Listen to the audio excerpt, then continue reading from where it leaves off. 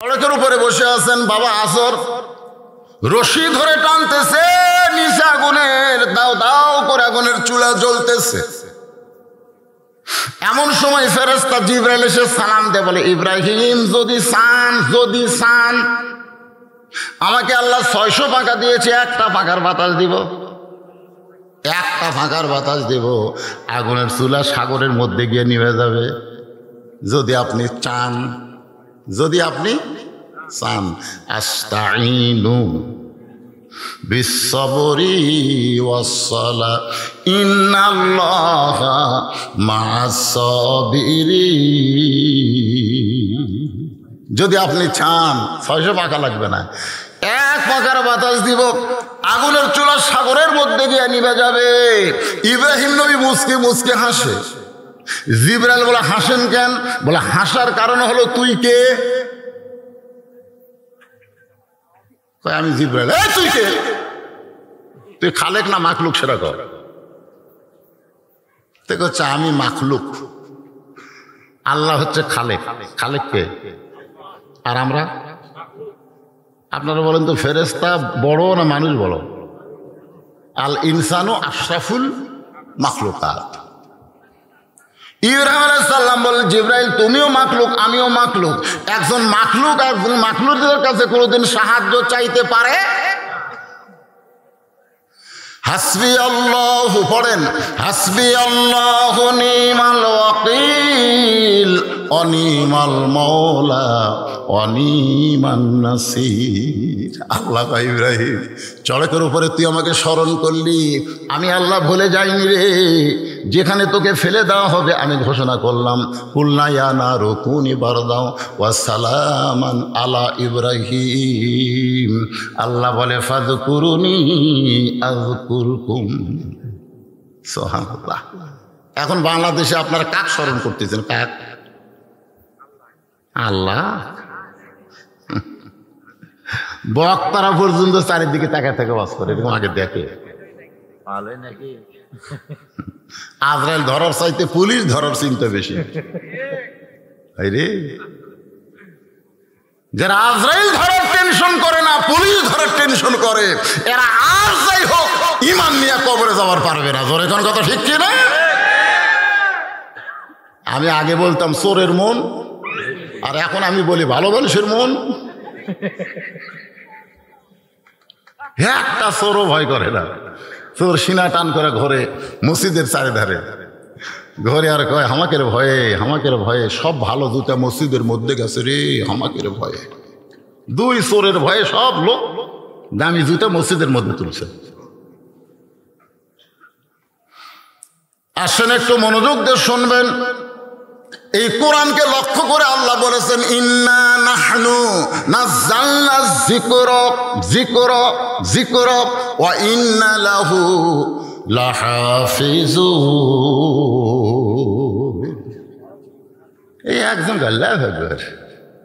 আসলে বাংলাদেশের যারা বড় বড় দল করে না, বড় বড় দল আওয়ামী লীগ, বিএনপি, এই দলের লোকেরা কিন্তু আল্লাহু আকবার কয় না। জোরে কোন কথা ঠিক কি না? আপনি খোঁজলে দেখবেন ওদের মিছিলে কোনোদিন আল্লাহু আকবার স্লোগান হবে না। কয়েকদিন আগে আমি গেছিলাম ওই যে ময়মনসিংহের, ওটা হচ্ছে আপনার গফরগাঁও, ওই জায়গায় আমাকে মিছিল করে নিয়ে যাচ্ছে। প্রধান বক্তার আগমন, শুভেচ্ছা স্বাগতম, জয় বাংলা। আমি কইলাম কে রে ভাই, জয় বাংলা না কে আল্লাহু আকবার কোন? না হুজুর আমাদের এলাকাত এই স্লোগান চলে না। প্রধান বক্তাকে নিয়ে যাচ্ছে, তাও জয় বাংলা কর।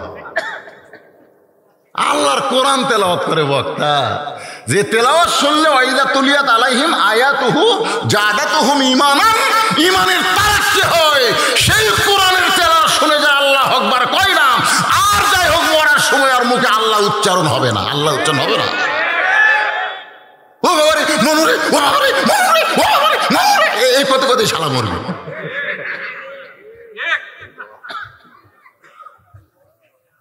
কি কোরআন তেলাওয়াত হয় এই সাইড থেকে, কে জানো তাও দুর্বল আসতে। আল্লাহু আকবার। আপনি হওয়ার থেকে মরা পর্যন্ত সুবহানাল্লাহ জিকির করেন, আল্লাহ খুশি হবি, শয়তান সরবি না, ওটি থাকবি। আপনি হওয়ার থেকে মরা পর্যন্ত আলহামদুলিল্লাহ জিকির করেন, আল্লাহ খুশি হবে, কিন্তু শয়তান ব্যাপারে হবে দেয়। একবার খেলে আল্লাহ আকবার বলেন, শয়তান এত করে দৌড় মারবে আর পিছন দিকটা বাতাস বাড়াবে। ওরে বাবা রে, শয়তান তাড়ানোর তাকবীর হলো লিল্লাহে।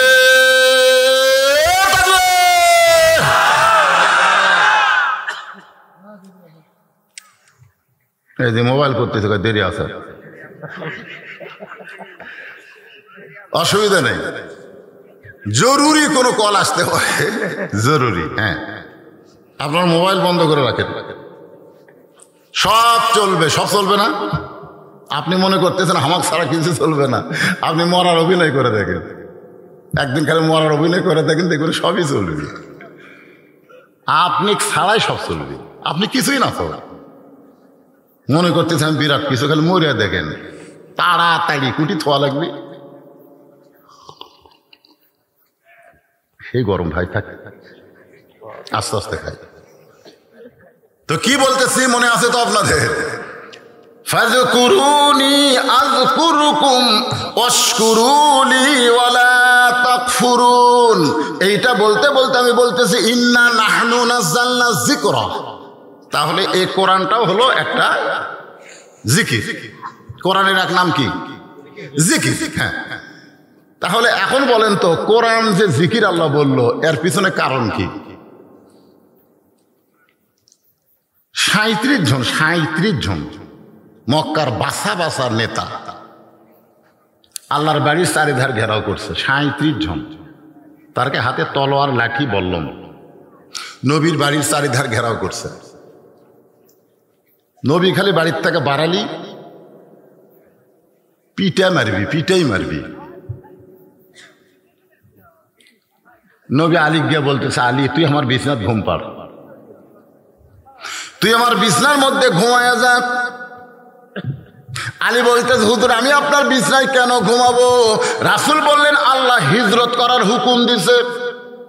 আলী বলতেছে, ইয়া রাসূলুল্লাহ এতদিন আপনার বাড়ি কেউ ঘেরাও করলো না, তখন আল্লাহ হিজরতের হুকুম দিল না, আজকে লাঠি সোটা নিয়ে আপনাকে মারার জন্য যখন রেডি, এই সময় আল্লাহ আপনাকে বের হবার বলতেছে। আমার মনে হয় আল্লাহ আপনাকে মার খেলাবি না। এতদিন মক্কার কেউ আপনার বাড়ি ঘেরাও করেনি, তখন আল্লাহ আপনাকে হিজরতের হুকুম দেয়নি। আজকে সবাই লাঠি সোটা নিয়ে যেভাবে দাঁড়িয়ে আছে খালি বের হলেই মারবে, আর এই সময় আল্লাহ আপনাকে হিজরতের হুকুম করতেছে। আল্লাহ কা আলী তুই ছোট মানুষ, তুই বুঝবো না, নবীর কথা মতো হযরত আলী ঘুমায়া যায়। গভীর রাত্রে আল্লাহর নবী দরজা খুলে দেখে নেতাগুলো লাঠি নিয়ে, বল্লম নিয়ে, বর্ষা নিয়ে দাঁড়ায় আছে। রাসূল বলে, আল্লাহ ঈসা আলাইহিস সালামকে আপনি ঘরের ছাদ ফাঁকা করে আসমানে নিয়ে গেলেন, আর আমাকে আপনি এদের ভিতর দিয়ে হিজরত করতে বলতেছেন। আল্লাহ আমি কি করব? আল্লাহ বলে, আপনাকে একটা পারমাণবিক বোমা দিয়েছি, যেই বোমার নাম হলো কোরআন। জোরে করেন সুবহানাল্লাহ। এই কোরআন থেকে কয়েকটা আয়াত তেলাওয়াত করে এক মুঠি বালির মধ্যে ফুঁক দেন, ফুঁক দেওয়ার পরে বালি উপর দিকে ছিটায় দেন। নবী যখন বালি ছিটায় দিয়েছে, সব বালিগুলো 37 জন নেতার চোখের মধ্যে ঢুকে গেছে।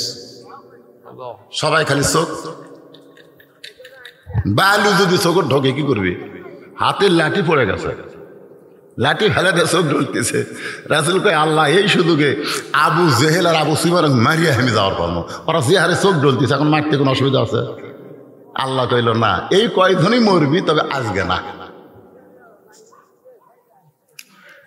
ইন্না নাহনু নাযালনা যিকরা, একটু মনোযোগ দিয়ে শুনবেন।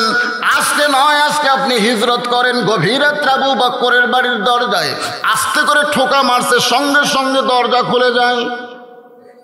রাসূল বলে, আবু বকর আমি যে তোমার বাড়ির দরজায় আসতেছি, এইটা তুমি আগে থেকেই জানতে? বলে, 6 মাস আগে আপনি বলেছিলেন একদিন গভীর রাত্রে মক্কা ছেড়ে মদিনায় হিজরত করা লাগবে, আমাকে সঙ্গে করে আপনি মদিনায় যাবেন। সেদিন থেকে আজ পর্যন্ত কোনো রাত্রিবেলা আমি ঘুমাইনি। রাসূল বললেন, চলো যাই। যেই বলছে চলো যাই, নবীর সঙ্গে সঙ্গে রওনা দেয়। রাসূল বলে, আবু বকর একটা বার কি বাড়ির মধ্যে ঢুকবা না? তোমার বিবি বাচ্চার কাছে কি একটা কথাও বলবা না? আবু বকর বলে, ইয়া রাসূলুল্লাহ, আমার বুকটা চিরে কলিজা যদি দেখাবার পারতাম তাহলে আপনি বুঝতে পারতেন আমার বুকের ভিতরে আল্লাহ নবী ছাড়া আর কারো জায়গা না। চলো ওই পাহাড়ের উপরে উঠতে হবে। আবু বকর বলে, হুজুর মক্কা থেকে মদিনা হলো উত্তর দিকে, আর আপনি পূর্ব দিকে যাচ্ছেন, ব্যাপার কি? বলে, এটাই আল্লাহর আইন। ধরে করেন সুবহানাল্লাহ। গিরি শহরের মধ্যে আবু বকরকে আল্লাহর নবী যখন আত্মগোপন করেছে, রাতটা শেষ হয়ে গেল। রাত যখন শেষ হয়ে গেল, আবু জেহেল বলতেছে, এমন ভাবে পাহারা দিলাম এখন পর্যন্ত ঘর থেকে বের হয় নাই, তাহলে আজকের মতো কি আমরা ফেরত যাব? আবু সুফিয়ান বলতেছে, আবার 37 জন নেতা কবে ঐক্যজোট হবে? আজকেই কাম সারা লাগবে, দরকার হলে ঘরের দরজা ভাঙ্গা আমরা তাকে হত্যা করব। এই নিয়তে আবু জেহেলের নেতৃত্বে নবীর ঘরের দরজা ভাঙ্গা দেখে ওড়ে তার মানে চাদর দিয়ে একজন লাখ ডেকে ঘুম পাড়তিছে। রাসূল যে কইছে তা ঘুমায়, সেই ঘুম। উলিদ বিন মুগিরা বলতেছে, নেতা এক মারার জন্য সারা রাত আমরা খাড়া হয়ে আছি, আর এইরকম করে ঘুম পাড়ে এই মানুষ। আবু জেহেল খালি মুসকে মুসকে হাসে। আবু জেহেল জানে এটা মানুষ না, এটা হলো আল্লাহর নবী। জোরে কোন সুবহানাল্লাহ। আবু জেহেল কিন্তু জানে আল্লাহর নবী, কিন্তু আবু জেহেল জানে কিন্তু মানে না। এটাই হচ্ছে মারাত্মক কথা। আমরা সবাই জানি কোরআন সত্য কিতাব, কোরআন আল্লাহর আইন, জানি ঠিকই, কিন্তু আমরা একই কথা। আবু জেহেলের যা হবে আমাদের অবস্থাও তাই, খালি মরিয়া থাকে, খালি মরলি বুঝবেন যে আমাদের অবস্থাটা কি হয়। বাঁচতে বুঝা পারতেছেন না। আবু জেহেল সবচাইতে বড় নেতা, মুসকি মুসকি হাসতেছে। উলিদ বিন মুগিরার হাতে একটা বর্ষা আছে, এই বর্ষাটা চাদরের উপর মারতে চায়, কারণ যাকে সারা রাত পহরা দিলাম এই বেটা ঘুম পাড়ে, এক না মারা পর্যন্ত আমার শান্তি নাই। যখন বর্ষাটা মারবে, আবু জেহেল খফ করে ধরে বলতে, উলিদ বিন মুগিরা রে, ঘুমন্ত মানুষকে মারা জায়েজ নাই। সুবহানাল্লাহ। ঘুমন্ত মানুষকে মারা জায়েজ নাই। উলিদ বিন মুগিরা বলে, নেতা আপনার সব কথা মানতে পারি, কিন্তু এটা মানা যাবে না। অনেক সময় দেখবেন নেতার চাইতে ক্যাডার বেশি পাওয়ারফুল। ধরেগণ ঠিক কিনা? নেতা তাও কিছু বোঝে, কিন্তু ক্যাডাররা কিছুই বোঝে না। চিনিস তাহলে বগুড়া থেকে ঘুরে আসাই তো সাইজ কম রে, এমন ভাবে হুমকে পারছে এই গরিব মানুষ বাড়ি যে কান্তিছে। আল্লাহ বগুড়া থেকে ঘুরে আসে আমার সাইজ করবে। আল্লাহ আল্লাহ বগুড়া থেকে আসতে না 2 ঘন্টা লাগবে, আসে তো আমার সাইজ করি। ওই কাহলো 4 মাথা পার হওয়ার পারেনি, যাই বলছে ঘুরে আসে সাইজ কর্ম, ওই 4 মাথার যাতে ভুটভুটির সাথে বেঁধে গেছে। মোটর সাইকেলের কিছু হয়নি, কিন্তু ওর 4 ভাঙ্গা। বগুড়া মেডিকেল কলেজে নিয়ে যা ব্যান্ডেজ করে থোছে, যাক বলছে ঘুরে আসে সাইজ করবো, ও এবার 250 গ্রাম আঙ্গুল নিয়ে দেখবার গেছে। দেখবার যা বলতেছে, কে ভাই ঘুরে যাই সাইজ করবো, তোর কি হইল? ভাই ভাই সাইজ করার মালিক আমি না রে, সাইজ করবো। এখন বুঝলো কতকগুলো ক্যাডার আছে দেখবেন নেতার চাইতেও বেশি মশান মারে, আছে না নাই? জোরে কেন হাজার নাই?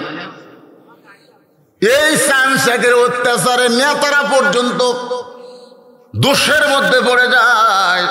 আল্লাহর বান্দার একটু খেয়াল করবেন, উলিদ বিন মুগিরা যখন বর্ষা মারবার চায়, আবু জেহেল বলতেছে ঘুমন্ত মানুষকে মারা যায়। কেন বলতেছে? কারণ নবীর বাড়ি আর আবু জেহেলের বাড়ি একই জায়গায়। যারা হজ করছেন তারা দেখছেন নবীর বাড়ি আর আবু জেহেলের বাড়ি, এখানে হাজী সাহেবরা নাই। আবু জেহেলের বাড়ি থেকে পশ্চিম দিকে 200 মিটার হলো আল্লাহর কাবা ঘর, আর মাত্র 150 মিটার পূর্ব দিকে নবীর বাড়ি। পশ্চিমে হলো লা ইলাহা ইল্লাল্লাহ, আর পূবে হলো মুহাম্মাদুর। আবু জেহেলের মতন ভাগ্যবান মানুষ পৃথিবীতে কেউ নেই। ওই যে কাবা, ওই যে রাসূল।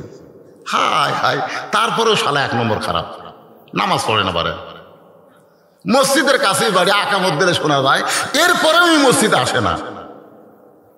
কথা কন এরকম নাই? মসজিদের কাছেই বাড়ি, আকামত দিলে ওর বাড়ির থেকে শোনা যায়, এরপরেও নামাজ পড়ে না। ওই কিন্তু আবু জেহেলেরই লোক। কিন্তু মুসলমান নাম ধারণ করতেছে। একটু মনোযোগ দেবেন। আবু জেহেল বলতেছে ওলীদ বিন মুগিরা রে, ঘুমন্ত মানুষকে মারা চলবে না। ওলীদ বিন মুগিরা কয় আমি মারবই। এই মারবই কই আবার যখন বর্ষা মারছে খপ করে আবু জেহেল ধরছে। তুই আমার কথা শুনিস না কেন? আল্লাহ নবীর যত শত্রু ছিল সবচাইতে খারাপ শত্রুর নাম হলো সবচাইতে বড় শত্রু হলো আবু জেহেল। আবু জেহেল, হ্যাঁ। কিন্তু সবচাইতে খারাপ শত্রু হলো ওলীদ বিন মুগিরা। হ্যাঁ, মুগিরা মাঝে মধ্যে রাসূলকে গালি দিত। একদিন নবী সাহাবীদেরকে নিয়ে ওয়াজ করতেছে, আর সঙ্গে সঙ্গে মুগিরা বলছে, এই মুসলমানের নবী, তুই যদি এতই ভালো হবি জন্মের আগে তোর বাপ মরলো কে? আচ্ছা, জন্মের আগে বাপ মরলো, এটা নবীর দোষ? কেউ যদি বলে হুজুর আপনি এতই ভালো হবেন তাহলে এত কালো কেন? আমি কালো হচ্ছি, এটা আমার দোষ? আমার বাপ পর্যন্ত, আমার বাপ যে আমার জন্ম দিয়েছে সেই আমাকে ডাক দিয়েছিল কালু কয়ে। কালু মানে এত কালো, সেদিন নাম দিয়েছিল কি কালু। আর বাপ মরে গেছে, আল্লাহ জান্নাত দেখ। এই কালু নাম কিন্তু আমি যখন বড় হলো তখন সবাই এই কালু, এক সন্তোষ হতো কালু। আমার এতই খারাপ, আমি কালু নাকি? চিন্তা করে দেখেন, জন্মের আগে নবীর বাবা মারা গেছে, এটা কি নবীর দোষ? তো বলতে তুই যদি এতই ভালো হবে তাহলে জন্মের আগে তোর বাবা মরল কেন? সঙ্গে সঙ্গে নবীর চোখ দিয়ে পানি পড়তেছে। শিশুকালে মইরা গেছে মা, গর্ভে থাকতে মরছে পিতা, নবী চোখে দেখলেন না। কে করিবে লালন পালন, কে দিবে সান্ত্বনা? এই দুনিয়ার বড় এতিম নবী ছিলেন একজনা। নবীর চোখ দিয়ে দর দর করে পানি পড়তেছে।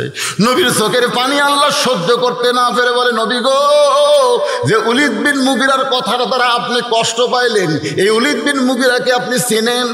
আল্লাহ রাসূল বলে ও হলো মুগিরার বেটা ওলীদ।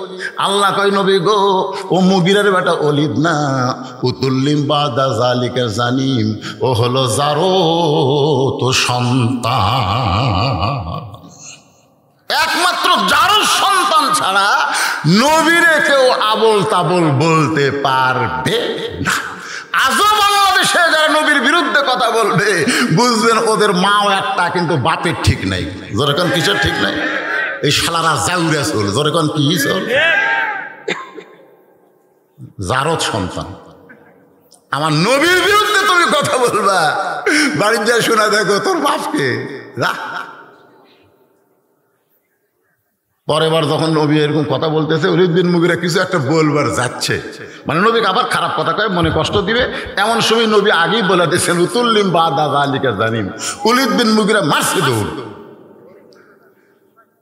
আপনারা বুঝবার পারেন নাই, কিন্তু ওলীদ বিন মুগিরা বুঝিয়েছে। সৌদি আরবের লোকেরা কোরআন বোঝে কি বোঝে না? কোরআনের ভাষা হলো আরবি, ওদের মাতৃভাষা হলো আরবি। ওলীদ বিন মুগিরা এক দৌড়ে মায়ের কাছে, মা, মা কয় কি রে, তুমি সত্যি করে বলো তো আমার বাপকে? মা কয় এত বছর পর এই পুরান খবর তো কে দিল রে? এত বছর পর এই পুরাতন খবর তো কে দিল? যাই এই খবর দিছে সে দুনিয়ার সাধারণ কোনো মানুষ না। ওলীদ বিন মুগিরা বলে আমি তা দেখতে পারি না। তুই দেখতে না পারলে কি হবে? সে দুনিয়ার সাধারণ কোনো মানুষ না। যেই খবর উপরওয়ালা আল্লাহ ছাড়া কেউ জানে না, সেই খবর কে জানালো রে? ওলীদ বিন মুগিরা বলে মা তাহলে খবর কি? বলে খবর হলো তোর বাপ ব্যবসার কাজে বাইরে গেছে। আমি তখন নতুন বউ, এই জুয়ান তাগড়া বউ থেকে মালয়েশিয়ার যাওয়া, ইয়ার কি মারতেছে, পরকিয়া বাংলাদেশে বাড়িছে না কমিছে? কথা কয় না, কথা কয় না। তুমি যদি মানুষের সৌদি আরব যাবার চাও তাহলে 2-4টা ছোলের মাও করে থুয়ে যাও। জোরে করে কথা ঠিক কিনা? 2-4টা ছোলের মাও করে থুয়ে অর্ধেক আর কেউ তাকাবি না সে অবস্থায় যাও, একে টাকরা থুয়ে চলে যাও। তার মানে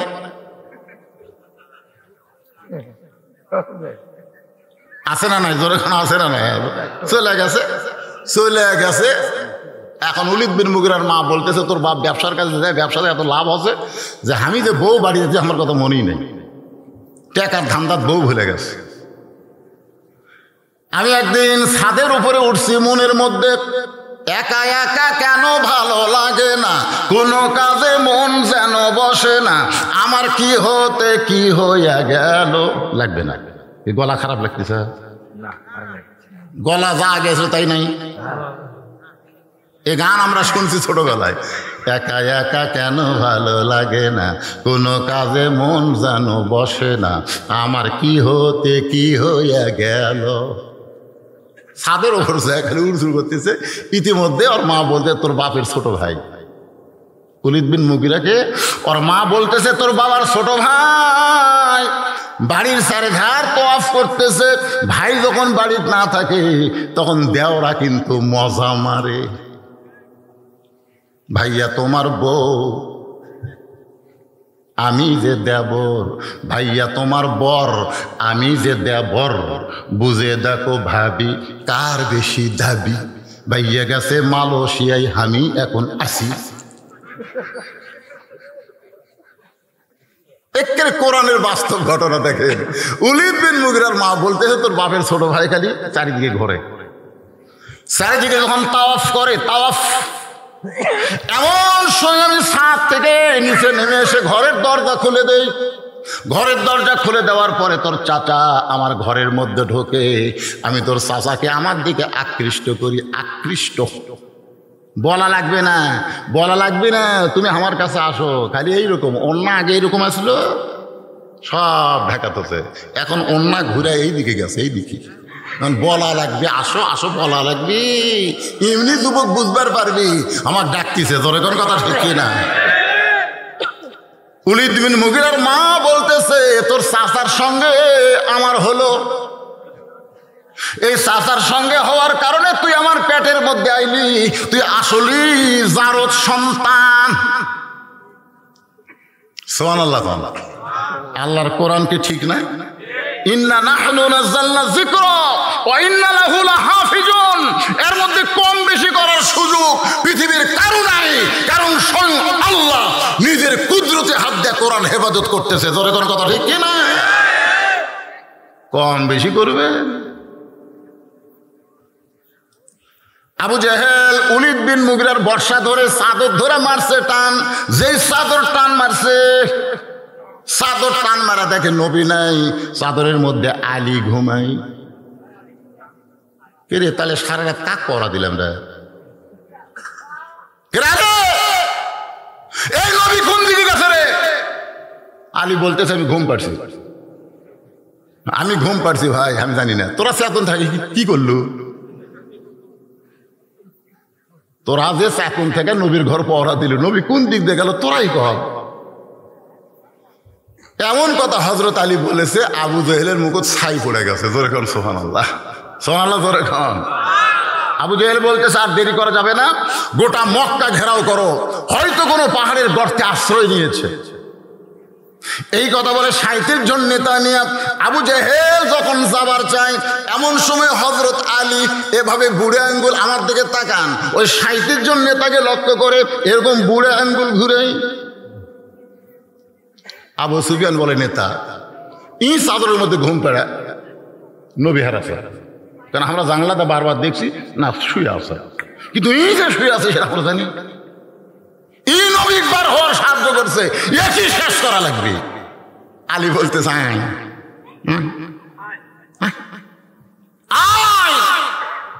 আল্লাহর নবী যদি বলতো যে ৩৭টা ছারপোকা আমার বাড়ির চারিধারে ঘেরাও করছে, আলী রে যা সাইজ কর, আল্লাহর শপথ করে বলতেছি তোর এক শয়তানও বাঁচবি না, এক শয়তানও বাঁচবি না। সুবহানাল্লাহ জোরে কর না কেন? একজন মুসলমানের ইমানের পাওয়ার কি দেখেন।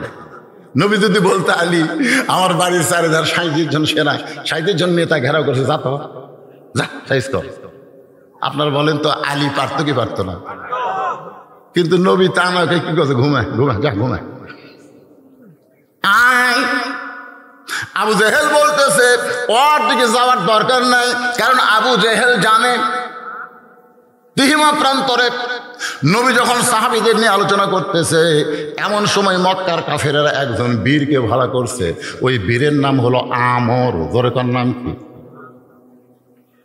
নবীকে যদি হত্যা করতে পারো তাহলে তোমাকে এত হাজার পুরস্কার দেওয়া হবে। মহাবীর আমর কাবা ঘরের সামনে গিয়া কাবা স্পর্শ করে বলতেছে, যতক্ষণ পর্যন্ত মুসলমানের নবীকে হত্যা না করব ততক্ষণ পর্যন্ত পানিও পান করব না, দুনিয়ার কোনো খাদ্য খাবো না। এই বলে 3.5 মণ ওজনের তরবারি, 3.5 মণ ওজনের তরবারি কান্দে দিয়েছে। তরবারি ওজন কত? 3.5 মণ ওজনের তরবারি কান্দে নিয়ে নবীকে হত্যা করার জন্য আমর মক্কা থেকে রওনা দিচ্ছে। আল্লাহ রাসূলকে জানানো হলো, ইয়া রাসূলুল্লাহ, মক্কার সবচাইতে বড় বীর, যিনি প্রতিদিন 21 কেজি খাদ্য খায়, প্রতি সন্ধ্যায় 21 কেজি খাদ্য খায়, সেই মহাবীর আমর আপনাকে হত্যা করার জন্য রাস্তা নিয়েছে 3.5 মণ তরবারি কান্দে নিয়ে। আল্লাহ রাসূল বললেন, সাহাবীরা তোমরা শুনলে আশ্চর্য হবে, মহাবীর আমর আমাকে হত্যা করার জন্য আসতেছে। ওসমান গনি বললেন, হুজুর দোয়া, আল্লাহ যেন আমরের হাত পাও অবশ করে দেয়। মুসলমান তো এই দোয়া ছাড়া তোর কিছু নেই, আল্লাহ ফিলিস্তিন মুসলমানকে হেফাজত করো, আমরা কিছু করব, 2 ফোঁটা চোখের পানি দেওয়া ছাড়া আর আমাদের কিছুই নাই। মুসলমানের সরকারি উচিত হলো প্রত্যেকটা মুসলমান যুবকদেরকে ফিলিস্তিনে যাওয়ার ভিসা দেওয়া। জোরে কোন কথা ঠিক কিনা? কথা বল না, বেঁচে থাকে কি লাভ? বুখারী শরীফের হাদিস, বুখারী শরীফে, মা হাদান ইয়াদখুলুল জান্নাতা ইহুব্বি আন ইয়ারজি ইলা দুনিয়া ওয়া লাহু মা আলাল আরদি মিন শাইইন ইল্লা শাহীদুন ইয়াতামান্না আন ইয়ারজি ইলা দুনিয়া ফায়ুক্তাল 10 মাররাতান লিমা ইয়ারা মিনাল কারামাতি। রাওয়াহুল বুখারী কিতাবুল মাগাজি। আনাস থেকে বর্ণিত হাদিসটা।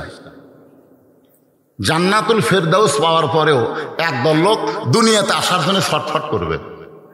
আল্লাহ বলবে, শহীদ হওয়ার কারণে আমি আল্লাহ তোদেরকে জান্নাতুল ফেরদাউস দিলাম, এরপরে দুনিয়াতে যাবার চাষ কেন?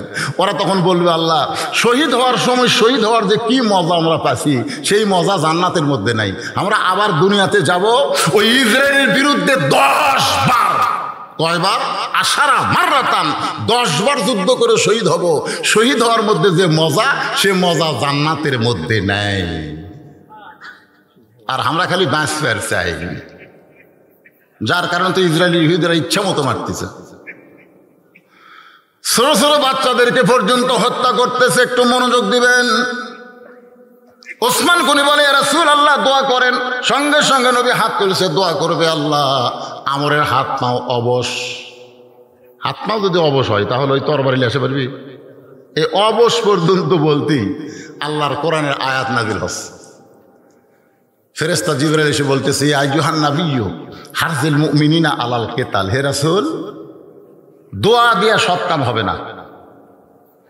আপনি যদি দোয়া করেন, আল্লাহ মক্কার কাফের থেকে মদিনাকে হেফাজত করো, তাহলে মদিনা হেফাজত করতে পারবেন না, বরং মক্কার কাফেরদের বিরুদ্ধে মুসলমানদেরকে অস্ত্র ধরা লাগবে। এই হুকুম কার? জোরে করে হুকুম কার? বরং আপনার মুমিনদের মধ্যে কাউকে খাড়া করান। আল্লাহ রাসূল দোয়া উপর দিকে না নিয়ে নিচের দিকে নিলেন। তোমাদের মধ্যে কেউ আসো যে মহাবীর আমর আমার কাছে আসার আগেই তার সামনে যাবা? এমনকি তোমাদের মধ্যে কেউ আসো প্রত্যেকটা সাহাবী মাথা নিচু করে চিন্তা করে, প্রতি সন্ধ্যায় 21 কেজি খাদ্য খায়, আর 3.5 ওজনের তরবারি নিয়ে যুদ্ধে যায়, এত বড় বীরের সামনে কে দাঁড়াবে? সব সাহাবী যখন মাথা নিচু করে চিন্তা করতেছে, এমন সময় 11 বছরের একজন কিশোর বালক, নাম হলো তার হযরত আলী। ধরে খান সুবহানাল্লাহ। মাত্র কয় বছর? 11 বছরের কিশোর বাচ্চা পিছন দিক থেকে বলতেছে, রাসূলুল্লাহ আমি দাঁড়াইছি। আল্লাহ রাসূল বলেন, এজলিস, বস বস। রাসূল বললেন, তোমাদের মধ্যে কেউ কে আসো ওই মহাবীর আমর আমি নবীর কাছে আসার আগে তার সামনে দাঁড়াবার পারো? সঙ্গে সঙ্গে হযরত আলী বলে, লব্বাইকা রাসূলুল্লাহ, আমি দাঁড়াইছি। রাসূল কয়, বস বস বস। তৃতীয়বার যেই কইছে ওই আলী দাঁড়াইছে। রাসূল কয়, আয় আয়। কাছে আসলে বলে, তুই আমার কে হোস? বলে, আপনি আমার চাওয়াতো ভাই, আমার বাপ আবু তালেব আপনাকে লালন পালন করছে। এই তোর বাপ মরার সময় কি কথা?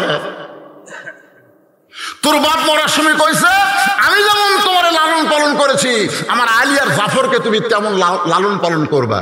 তোমার বাপের মাথা হাত দিয়ে আমি ওয়াদা করছি। হামাস মারার জন্য আসতেছে, আপনি পুচকা খালি বারবার খাড়া হোস। আলী বলতেছে, ইয়া রাসূলুল্লাহ, এই দেহে জীবন থাকা অবস্থায় আমার জীবনের চাইতে আপনাকে বেশি ভালোবাসি।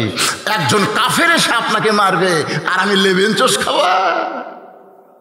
দরকার হলে আগে আমাকে মারবে, তারপর আপনাকে। হুজুর আপনি হুকুম দেন। আল্লাহ রাসূল আলীকে বুকের মধ্যে নিলেন। আলী রে, ও 3.5 মজুলের তরবারি নিয়ে আমাকে মারার জন্য আসতেছে, আর তুই খালি খালি যাবি বাবা, এইটা কোনোদিন সম্ভব না। ওসমান, লব্বাইক ইয়া রাসূলুল্লাহ, তোমার বাড়িতে কি তরবারি আছে? বলে কুরবানি জব করার একটা ছুরি আছে। সেটাই নিয়ে আসো। ওসমান গনি ধনী না গরিব? এজরা খান ধনী না গরিব? কুরবানি করার একটা তরবারি আছে, বলে ওইটাই নিয়ে আসো। নবীর কাছে এনে দিল মাত্র 27 ইঞ্চি একটা ছুরি। 27 ইঞ্চি একটা কি? ওইটা নবী আলীর হাতে বিসমিল্লাহ বলে দিয়ে বলেন, আলী রে, ওই আমরের বিরুদ্ধে লড়ো যাও। হযরত আলী মারতেছে দৌড়, পিছন দিক থেকে আল্লাহর নবী চিৎকার করবে, আলী রে, তোকে যাবার বলছি, তাই বলে দৌড়ে দৌড়ে যাস। আলী বলতেছে, রাসূলুল্লাহ, এতক্ষণ কাফের আমর হয়তো অনেক দূর পর্যন্ত আইছে, আমি যদি আসতে যাই তাহলে আরো আসবে, এই জন্য দৌড়ে দৌড়ে যাই। আপনার পবিত্র চেহারা দেখার আগে আমি আলী ওকে জাহান্নামে পাঠাবার চাই। লিল্লাহে আপনার পবিত্র চেহারা দেখার আগেও 27 ইঞ্চি চাকু। 27 ইঞ্চি কি? যে কুরবানি জব করে তার নাম কি? আর সেটা চামড়া ছেলে চাকু। 3.5 ওজনের তরবারির কাছে 27 ইঞ্চি, এটা কি ছুরি? চাকুলি আমরের সামনে দাঁড়াচ্ছে। আমর সেই হাসি, এটাই মুসলমান।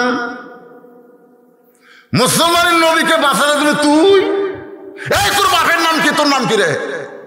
আলী আমরের মুখের দিকে তাকায় চাকু দিয়ে সামনে একটা দাগ দেয়।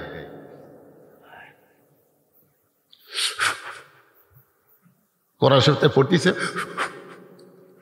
মুখের সামনে দাগ দেয়, বলে এই কাফেরের পাটা, তুই কত বড় বাপের বেটা, আল্লাহ নবীকে হত্যা করবি, এই দাগটা টাপ্পায়া সামনে এক ধাপ যা। এই যে দাগ দিলাম, এই দাগ পার হয়ে গেলে এক ধাপ যা। আমরের গোটা দেহ থর থর থর থর করতেছে। আপনার বলেন তো, কোরআনে অস্ত্র আছে না নাই? আফগানিস্তান থেকে আমেরিকা পলালো কেন? আফগানিস্তান স্বাধীন হলো, আমেরিকা পলালো কেন? ফিলিস্তিন থেকেও ইসরায়েল বাহিনীদেরকে পলাতে হবে। জোরে কোন কথা ঠিক কিনা? তবে সন্তান হওয়ার আগে মায়ের যেমন একটু রক্ত ঝরে, একটু রক্ত না ঝরালে আপনি সন্তানের ডাক শুনতে পাবেন না। সন্তান বের করতে গেলে অনেক রক্ত মায়ের ধরাতে হয়। জোরে কোন কথা ঠিক কিনা? এরপরে সন্তান যখন গোসল করে মায়ের বুকে দেয়, মা তখন ওই যে রক্ত ঝরাছে ও কথার মনেই নেই। কলজা শান্তি রে। দাদি আর নানি কয়, এই তুই এটা হওয়ার জন্য কত কষ্ট পাইছে, লাগতে ফেলে দে। কষ্টের পরেই শান্তি দাদি, কষ্টের পরেই শান্তি। সুবহানাল্লাহ। আজকে পৃথিবীতে মুসলমানের রক্ত যাবে, আমাদের বাংলাদেশের মুসলমানেরও রক্ত দেওয়া লাগবে। জোরে কর কথা ঠিক কি রে? বাংলাদেশের মুসলমানের রক্ত দেওয়া লাগবে। এমনি এমনি ইসলাম, রক্তের ভিতর দিয়ে ইসলাম। জোরে কোন ঠিক কিনা? একটু মনোযোগ দিয়ে শোনেন। দাগ দিয়ে বলতেছে, তুই কত বড় কাফেরের পাটা, কাফেরের বেটা, নবীকে হত্যা করা তো দূরের কথা, সামনে এক ধাপ সামনে যা, এক ধাপ সামনে যা। এই কথা যেই মাত্র বলছে, আমরের গোটা দেহ থর থর করে কাঁপতেছে। সুবহানাল্লাহ। আপনারা বলেন তো, বাড়িওয়ালা যদি ন্যাংলা হয়, বাড়িওয়ালা ন্যাংলা পঙ্গু, মানে হাতও পঙ্গু পাও পঙ্গু, কিন্তু চেতন আছে। আর চোর আমার মতন শক্তিশালী, ওই আশা কেবল জানলাত হাত দিছে। ন্যাংলা যদি বলে কে, আপনারা বলেন তো চোর থাকবি না দৌড় দিবি? কথা কন না কেন? চোর থাকবি না দৌড় দিবি কি জন্য? তোর তো শক্তি আছে, এত হাত পাও পঙ্গু। চোর তোর বুঝলি চেতন আছে রে, চেতন থাকতে চুরি করা যাবে না। বাংলাদেশের মুসলমানকে চেতন থাকলে ওই ভারতের কুলাঙ্গারেরা বাংলাদেশের অভ্যন্তর নিয়ে নাক ডবাতে পারবে না। জোরে কোন কথা ঠিক কি না? কিন্তু চেতন নাই তো। আপনি ঘুমায় গেছেন, আপনার ঘরের মধ্যেই হরি হরি হরি হরি হরি হরি আপনার ঘরের মধ্যেই আপনি ঘুমায় গেছেন, আর আপনার বউ স্টার জলসা জি বাংলা দেখতেছে, আপনি ঘুম পাড়তেছেন, আর ওরকে পুঁজে আসে আপনার ঘরত বাঁচতেছে। আপনি চেতন থাকতেন, হাতে একটা 1.5 হাতা লাঠি নিতেন, লাঠি লাঠি লাঠি নিয়ে ঘরের মধ্যে যায়, বউ বাড়ি না, বউ যেখানে বসে আছে আর পাশে একটা বাড়ি মারা লাগবে, তার একদম সাইড করে। আমি মুসলমান, আমার ঘরে কোরআন তেলাওয়াত হবে, আমার ঘরে জি বাংলা স্টার জলসা চলবে না, ভারতের পূজার বাদ্য মুসলমানের ঘরে হবে না। জোরে কোন কথা ঠিক না? আপনি চেতন আছে, আপনি পঙ্গু হয়ে গেছেন। আমাদের সবই খোলা আছে, হাত খোলা, পাও খোলা, চোখ খোলা, খালি মুখ বন্ধ। এই জন্য পেঁয়াজের দাম 250 গেছিল। আমাদের এলাকার খালি মুখ খুলিছে, এই পেঁয়াজ দুদুল 100 টাকা না দেশ, তোর বোটাল পেঁয়াজের বস্তা পুকুরে ফেলে দেবেন। ভাই তোর সাথে আরো 10 জন খাড়া আছে, ভাই লিয়ান ভাই, কেমন মুখ খুলিছে, দাম কমে গেছে। কথা কন না কেন? কষায়ের কাছে গোসে, গরুর দাম কম, তোর গোসুর দাম বেশি। কষায় কয় না ভাই 500 করে দিলি। মুখ খোলা রাখবি ভাই, মুখ না খুললে একজনের কাম 10 জনের কাম একলাই করে দিয়ে যাবি। জোরে কোন কথা ঠিক কি না? মুখ খোলা লাগবে, মুখ বন্ধ রাখলে চলবে না। দেখেন হযরত আলীর গাওয়াত বল আছে, কথা কেন গাওয়াত বল আছে, ছোট্ট একটা 11 বছরের মানুষ, আর্মি হলো 3.5 ওজনের তরবারি কান্দত লিছে, প্রতি সন্ধ্যায় 21 কেজি খায়, আর হযরত আলী বোধহয় 1 বছরেও 21 কেজি খায় না, আর প্রতি সন্ধ্যাত খায়। তাহলে কি বীর? তার গোটা দেহ থর থর করে কাঁপতেছে, গুলি দিয়া না কথা দিয়া, ধরে কান কি দিয়ে, খালি পার হ, খালি পার, এই দাগটা খালি পার হ, খালি পাঁপে। আমরের গোটা দেহ যখন থর থর করে কাঁপতেছে, এমন সময় কাফেররা পিছন দিক থেকে বলতেছে, মারেন মারেন। এত বড় তরবারি নিয়ে এই ছোট বাচ্চার সামনে আপনি ব্রেক হলেন কেন? মারেন।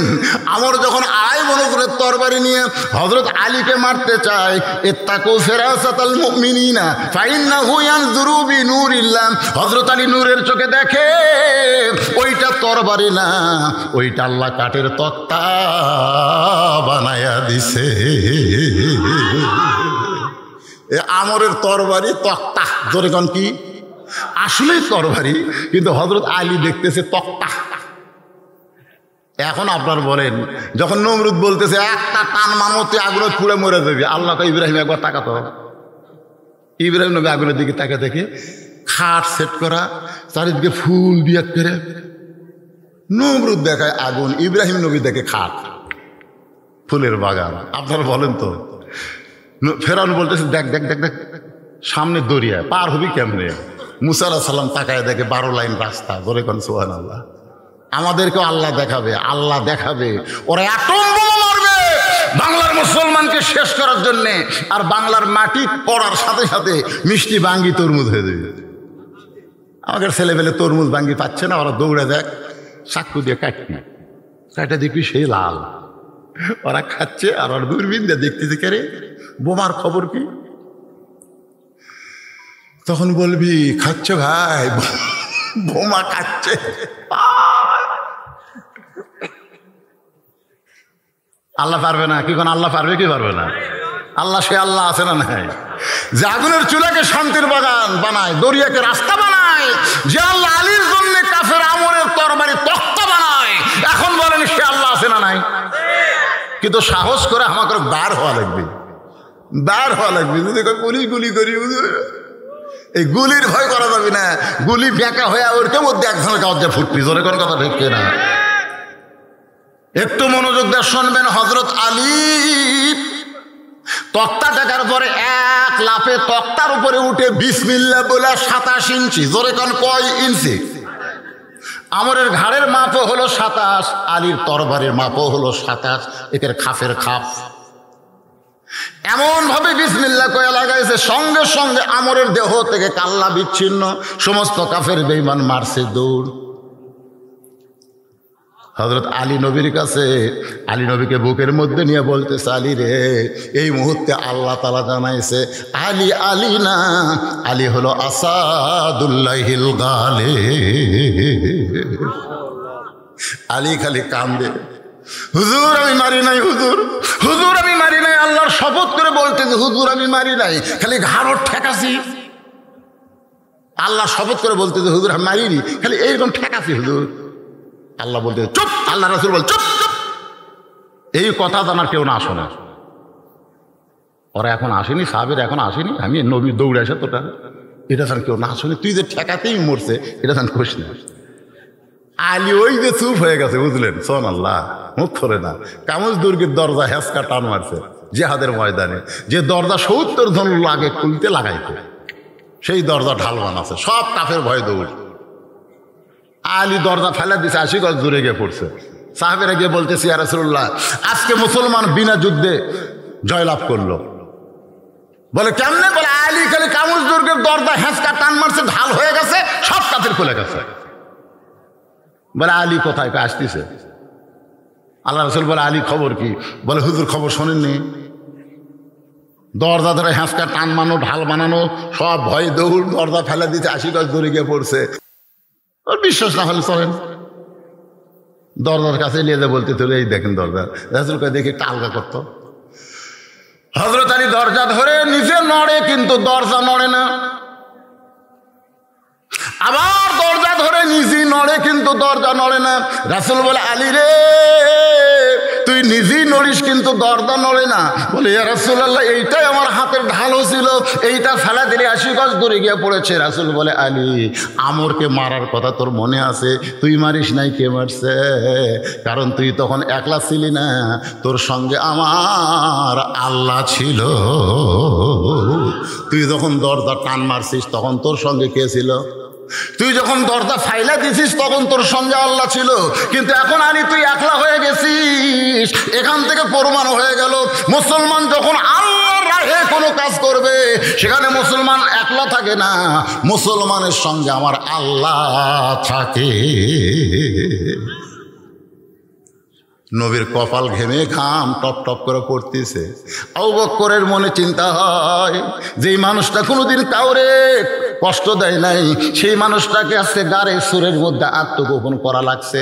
আবু বকর রাদিয়াল্লাহু নবীর ঘামটা নিয়ে খুব লোভ হচ্ছে, বুঝলি, মুক্তার দানার মতন কপালে ঘাম। ওই ঘামটা নিয়ে নিজের চেহারার মধ্যে যেই মাত্র মালিশ করছে, সঙ্গে সঙ্গে লক্ষ্য করে দেখে ওই ঘামের আলোতে গাড়ে সুর আলোকিত হয়ে গেছে। ওই আলো অবস্থায় দেখতে পায় গর্তের কোনায় একটা ছোট্ট ছিদ্র দেখতে পায়। ওই ছিদ্র দেখি আবু বকর চিন্তা করে, এই ছিদ্র দিয়ে কিছু বের হয়ে যদি আমার নবীরে কামড়ায়। গর্তের মধ্যে আছে 2 জন, কিন্তু নবীর মধ্যে নিজকে বিলীন করে দিয়ে বলতেছে, কিছু বের হয়ে যদি আমার নবীকে কামড়ায়।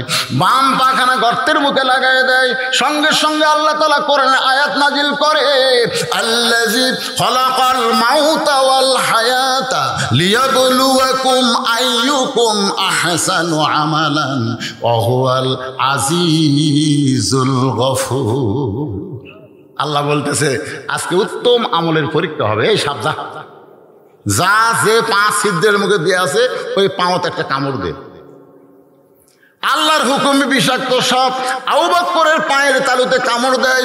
সঙ্গে সঙ্গে কারেন্টের মতো বিষটা হযরত আবু বকরের কলিজায়। আবু বকর কান্দের বলে, সাপরে তুই আমাকে কামড় দিলি, তুই মনে করছিস বিষের যন্ত্রণায় আমি পা টান দেব? সাপরে, আমার নবী উরাতের উপরে ঘুম পাড়তেছে, আমি নড়বো না, পাও টান দেব না। সাপটা আবার কামড় মারে। কিতাবের মধ্যে আছে 5 বার সাপটা কামড় মারলে গোটা দেহ থর থর করে কাঁপতেছে। অসতর্ক মুহূর্তে 1 ফোঁটা পানি নবীর গাল মোবারকে পড়েছে।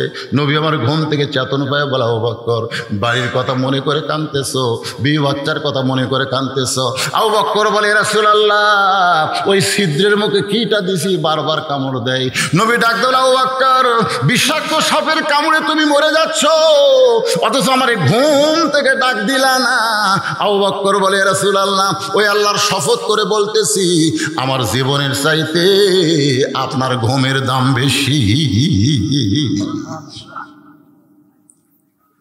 আমি গেছিলাম গাড়ে সুরে আপনাকে দোয়াই, ওই গাড়ে সুরের পাশেই মাত্র 25 মিটার দূরে একটা গর্ত পর্যন্ত আবু জেলের আসছে। আবু জেলেরা খুঁজতে খুঁজতে আসিছে। আবু বকর বলে, হুজুর হুজুরকে পাও দেখা যায়।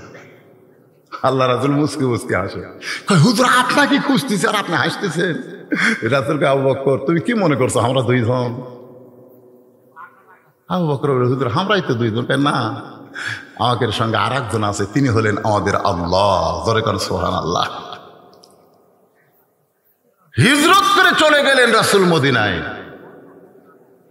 13 বছরে মক্কায় কলেমার দাওয়াত দিয়ে মুসলমানের সন্তানেরা শোনেন, ইন্না নাহনু নাযালনা যিকরা ওয়া ইন্না লাহু লাহাফিজুন। এই কোরআনকে মক্কা থেকে আল্লাহর নবী মদিনায় নিয়ে গেছে। সুবহানাল্লাহ কর না কেন?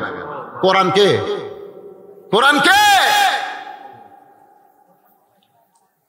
এক বক্তা একদিন ইউটিউবের ওয়াজে দেখলাম, জনগণকে প্রশ্ন করছে, নবীর দাম বেশি না কোরআনের দাম বেশি?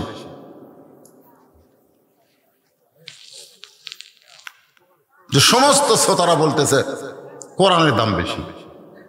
আপনাদের ঘাট প্রশ্ন হলো, আল্লাহর কোরআনের দাম বেশি না আল্লাহর নবীর দাম বেশি? বুঝা শোনা কোন পারে? যারা মুখ বন্ধ করে আছে এরা খুব চালাক। সবাই একটু ঝাঁকিয়ে ছেলেরা, মেসির দাম বেশি না নেইমারের দাম বেশি? হ্যাঁ, আমাদের 5 ফের একদিন সেই গন্ডগোল, যেদিন ব্রাজিল হেললো, বুঝলেন? ব্রাজিলের পতাকা টাঙ্গা ছিল, ছিঁড়ে বুঝছেন, 2-1 ওটি পেশাব করলো। পেশাব করে আমরা টয়লেট পেপারলেই ওরা ওই ব্রাজিলের পতাকা দিয়ে পেশাব মুছলো। আজকে আমি আপনাদের কাছে জানতে চাচ্ছি, বাজান একটু চিন্তা করে বলেন তো, নবীর দাম বেশি না কোরআনের দাম বেশি? জানেন না? সবচাইতে বড় দলিল হলো বিবেক। আবু বকরের বিবেক ছিল বলে কোরআন গ্রহণ করছে, আর আবু জেহেলের বিবেক ছিল না বলে আল্লাহর কোরআন গ্রহণ করেনি। সবচাইতে বড় আদালতের নাম হলো বিবেক। যেরকম আদালতের নাম কি? সে বিবেকের আদালতে একটু চিন্তা করে বলেন তো, কার দাম বেশি? হ্যাঁ,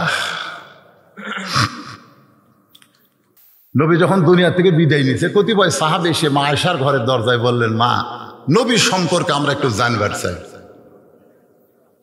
মা আয়েশা বললেন, তোমরা কি আল্লাহর কোরআন পড়ো নাই? বলে, হ্যাঁ, আমরা আল্লাহর কোরআন পড়ি। মা আয়েশা বললেন, আল্লাহর কোরআন যদি তোমরা পড়ে থাকো তাহলে শোনো, আল্লাহর কোরআনও যেমন আল্লাহর নবীও তেমন। কোরআন হলো আল্লাহর ওহী, আর বাস্তবে কোরআন হলো আল্লাহর নবী। জোরে কোন সুবহানাল্লাহ। আল্লাহ কোরআনে বলেছেন, মা ইয়ান্তিকু আনিল হাওয়া ইন হুয়া ইল্লা ওয়াহুই ইউহা। আজকে আমি 2টা প্রশ্ন আপনাদের সামনে করছি। প্রথম প্রশ্ন কি করছে মনে আছে? আপনাকে খালি বলছে জানি না কোন, সেটা কি? সূরা ইখলাস কেন নাম হলো মনে নাই? একজন কইছে, মনে আছে? কেবারে মুরব্বীরা, ভাই ভাই কি বা নামও তো জানি রে ভাই। ও লোক তো উঠতেছে না, 2-1টা মুরব্বী উঠতেছে, এখন মধ্যে একটা যুবক ওঠেনি। খালি যুবকেরা যদি কোরআনের মহব্বতে বসে থাকবার পারে না আজকের আখেরি মোনাজাত পর্যন্ত, আমি বলতেছি তোমাকে বউ নিয়ে কোনো টেনশন করা লাগবে না। পেশাব যারা বেশিক্ষণ কন্ট্রোল করে তাদের যৌবনও কন্ট্রোলে থাকে। ধরে কোন সুবহানাল্লাহ। আর ঘন ঘন ঘন ঘন যারা মারে,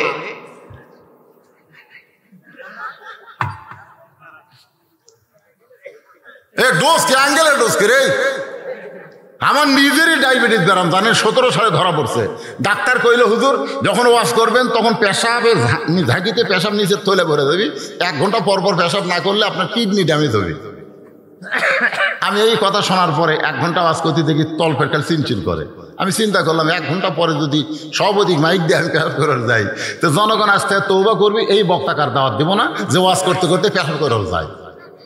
বিশ্বাস করেন আমি আল্লাহর কোরআন এভাবে বুকে নিলাম, বুকে নিয়ে বললাম আল্লাহ তুমি বলেছো অনুনাজ্জিলু মিনাল কোরআনি মা হুয়া শিফাউ ওয়া রাহমাতুল লিল মুমিনিন, এই কোরআনকে যাবতীয় রোগের ওষুধ হিসাবে তুমি নাজিল করছো। তাহলে ওয়াজ করতে যে হাত পেশাব তল ভরে গেছে পেশাব করে যাবো না যাবো না যাবো না। 10 মিনিট আমার একটু কষ্ট হয়েছে, তারপরে আমার তল পেটে এমন ঠান্ডা হওয়া হলো, এরপরে ঘন্টার পর ঘন্টা ওয়াজ করি আর আমার কোনোদিন পেশাব লাগে না। কোরআনের উপর মহব্বত করেন। যে আলোচনাগুলো করতেছি আমাদের শোনার দরকার আছে না নাই? সব সূরার নাম সূরার মধ্যে পাওয়া যায়, অথচ ইখলাস নাই সূরার মধ্যে নাম হলো কেন? আপনারা বলছেন আমরা জানি না, আমি জানাবার চাচ্ছি। মারাত্মক ওয়াজ আছে। আর হযরত আলী টান মারলো কোন আয়াত পড়ে? আপনি ওই আয়াত পড়ে খালি টান দেবেন, দরজা খুলে ঘুম পাড়বেন, একটা চোরও কোনোদিন ঢুকতে পারবে না। চোরও ঢুকতে পারবে না, ঢুকতে গেলে চোর মনে করবি ও বাবারে সে এত আছে রে, ফেরত যাবে। সে আয়াতটা শোনা লাগবে না? কি কয়?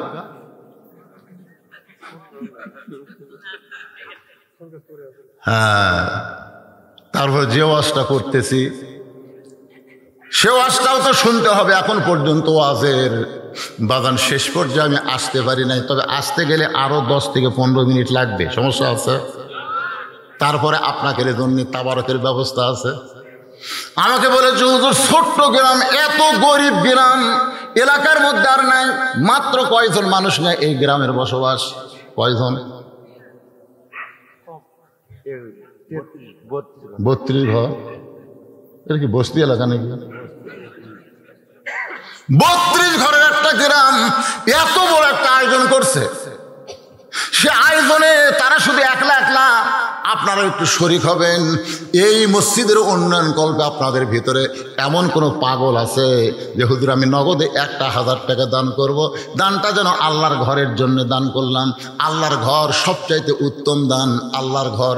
কেউ যদি নবী যখন হিজরত করে মদিনায়, শোনেন ইচ্ছাটা শোনেন, কাহিনীটা শোনেন, হিজরত করে মদিনায় যেখানে মসজিদে কুবা নির্মিত হয়েছে ওই জায়গার মধ্যে এসে নবী দাঁড়ায় বললেন আবু বকর এই জায়গাটা আমার অত্যন্ত পছন্দ, এই জায়গার মালিককে? মদিনার একজন আনসার বলল হুজুর এই জায়গার মালিক মারা গেছে, বর্তমানে 2 এতিম বাচ্চা জায়গার মালিক হয়েছে। আল্লাহ রাসূল বললেন তাদেরকে নিয়ে আসো। 2টা এতিম বাচ্চাকে নিয়ে এসে নবী বললেন বাবা এই জায়গাটা আমার পছন্দ হয়েছে, এই জায়গার বিনিময়ে তোমরা কি চাও? 2 বাচ্চা নবীর চেহারার দিকে তাকায় বললেন হুজুর এই জায়গাতে আপনি কি করবেন? আল্লাহ রাসূল বললেন এই জায়গায় একটা আল্লাহর ঘর বানাবো। 2 এতিম নবীর হাত ধরে বলতেছে আমাদের বিনিময় হলো এই জায়গার বিনিময়ে আল্লাহ যেন আমাদেরকে জান্নাত দেয়। সঙ্গে সঙ্গে 2 এতিমকে নবী বুকের মধ্যে নিয়ে বলে আলাম ইয়াজিদিকা ইয়াতীমান ফাআওয়া। সূরা মাউনের মধ্যে বলেছেন ওয়ালা তাহুদ্দু আলা তাআ আরাআইতাল্লাযী ইউকাযযিবু বিদ্দীন ফাযালিকাল্লাযী ইয়াদউল ইয়াতীম ওয়ালা ইয়াহুদ্দু আলা তাআমিল মিসকিন। 2টা এতিম কইল বিনিময়ে জান্নাত চাইতে। আপনার জান্নাতের বিনিময়ে, জান্নাত পাওয়ার বিনিময়ে 1000 টাকা দিবেন। কে আছেন দেখি? এতগুলো মানুষের মধ্যে 1000 টাকা দেওয়ার লোক নাই? বার করেন বাজার। লিল্লাহি আল্লাহ তোমার ঘরে 1000 টাকা দান করলো, আল্লাহর বিনিময়ে তুমি তাকে জান্নাতের মালিক বানায় দাও। জোরে কোন আমিন। সবাই বলে আল্লাহুম্মা আমিন। তোমার বাপ বেঁচে আছে? মা?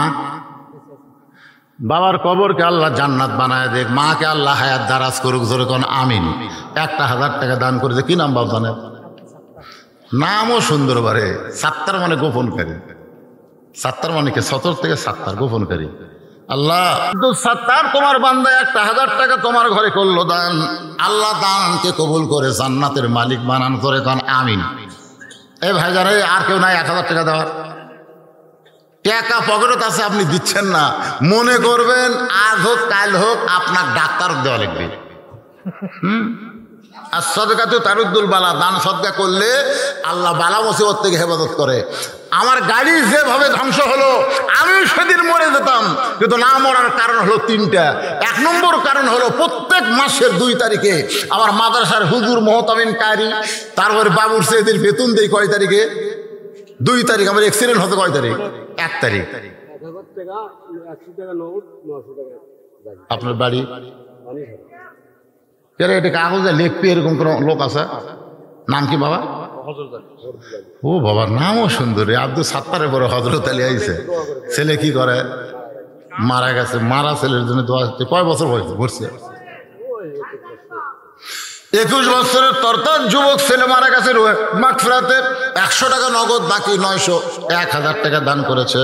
হজরত আলীর দানকে আল্লাহ কবুল করে তার সন্তানের কবরকে জান্নাত বানায় দেন। জোরে কোন আমিন। জোরে বল আল্লাহুম্মা আমিন। 2 তারিখে আমি বেতন দেই, আল্লাহ দেখতেছি 1-2 দিন মারি বেতনকে দিবি। আর আমার মা আছে, আমার বাবা 18 সালে মারা গেছে।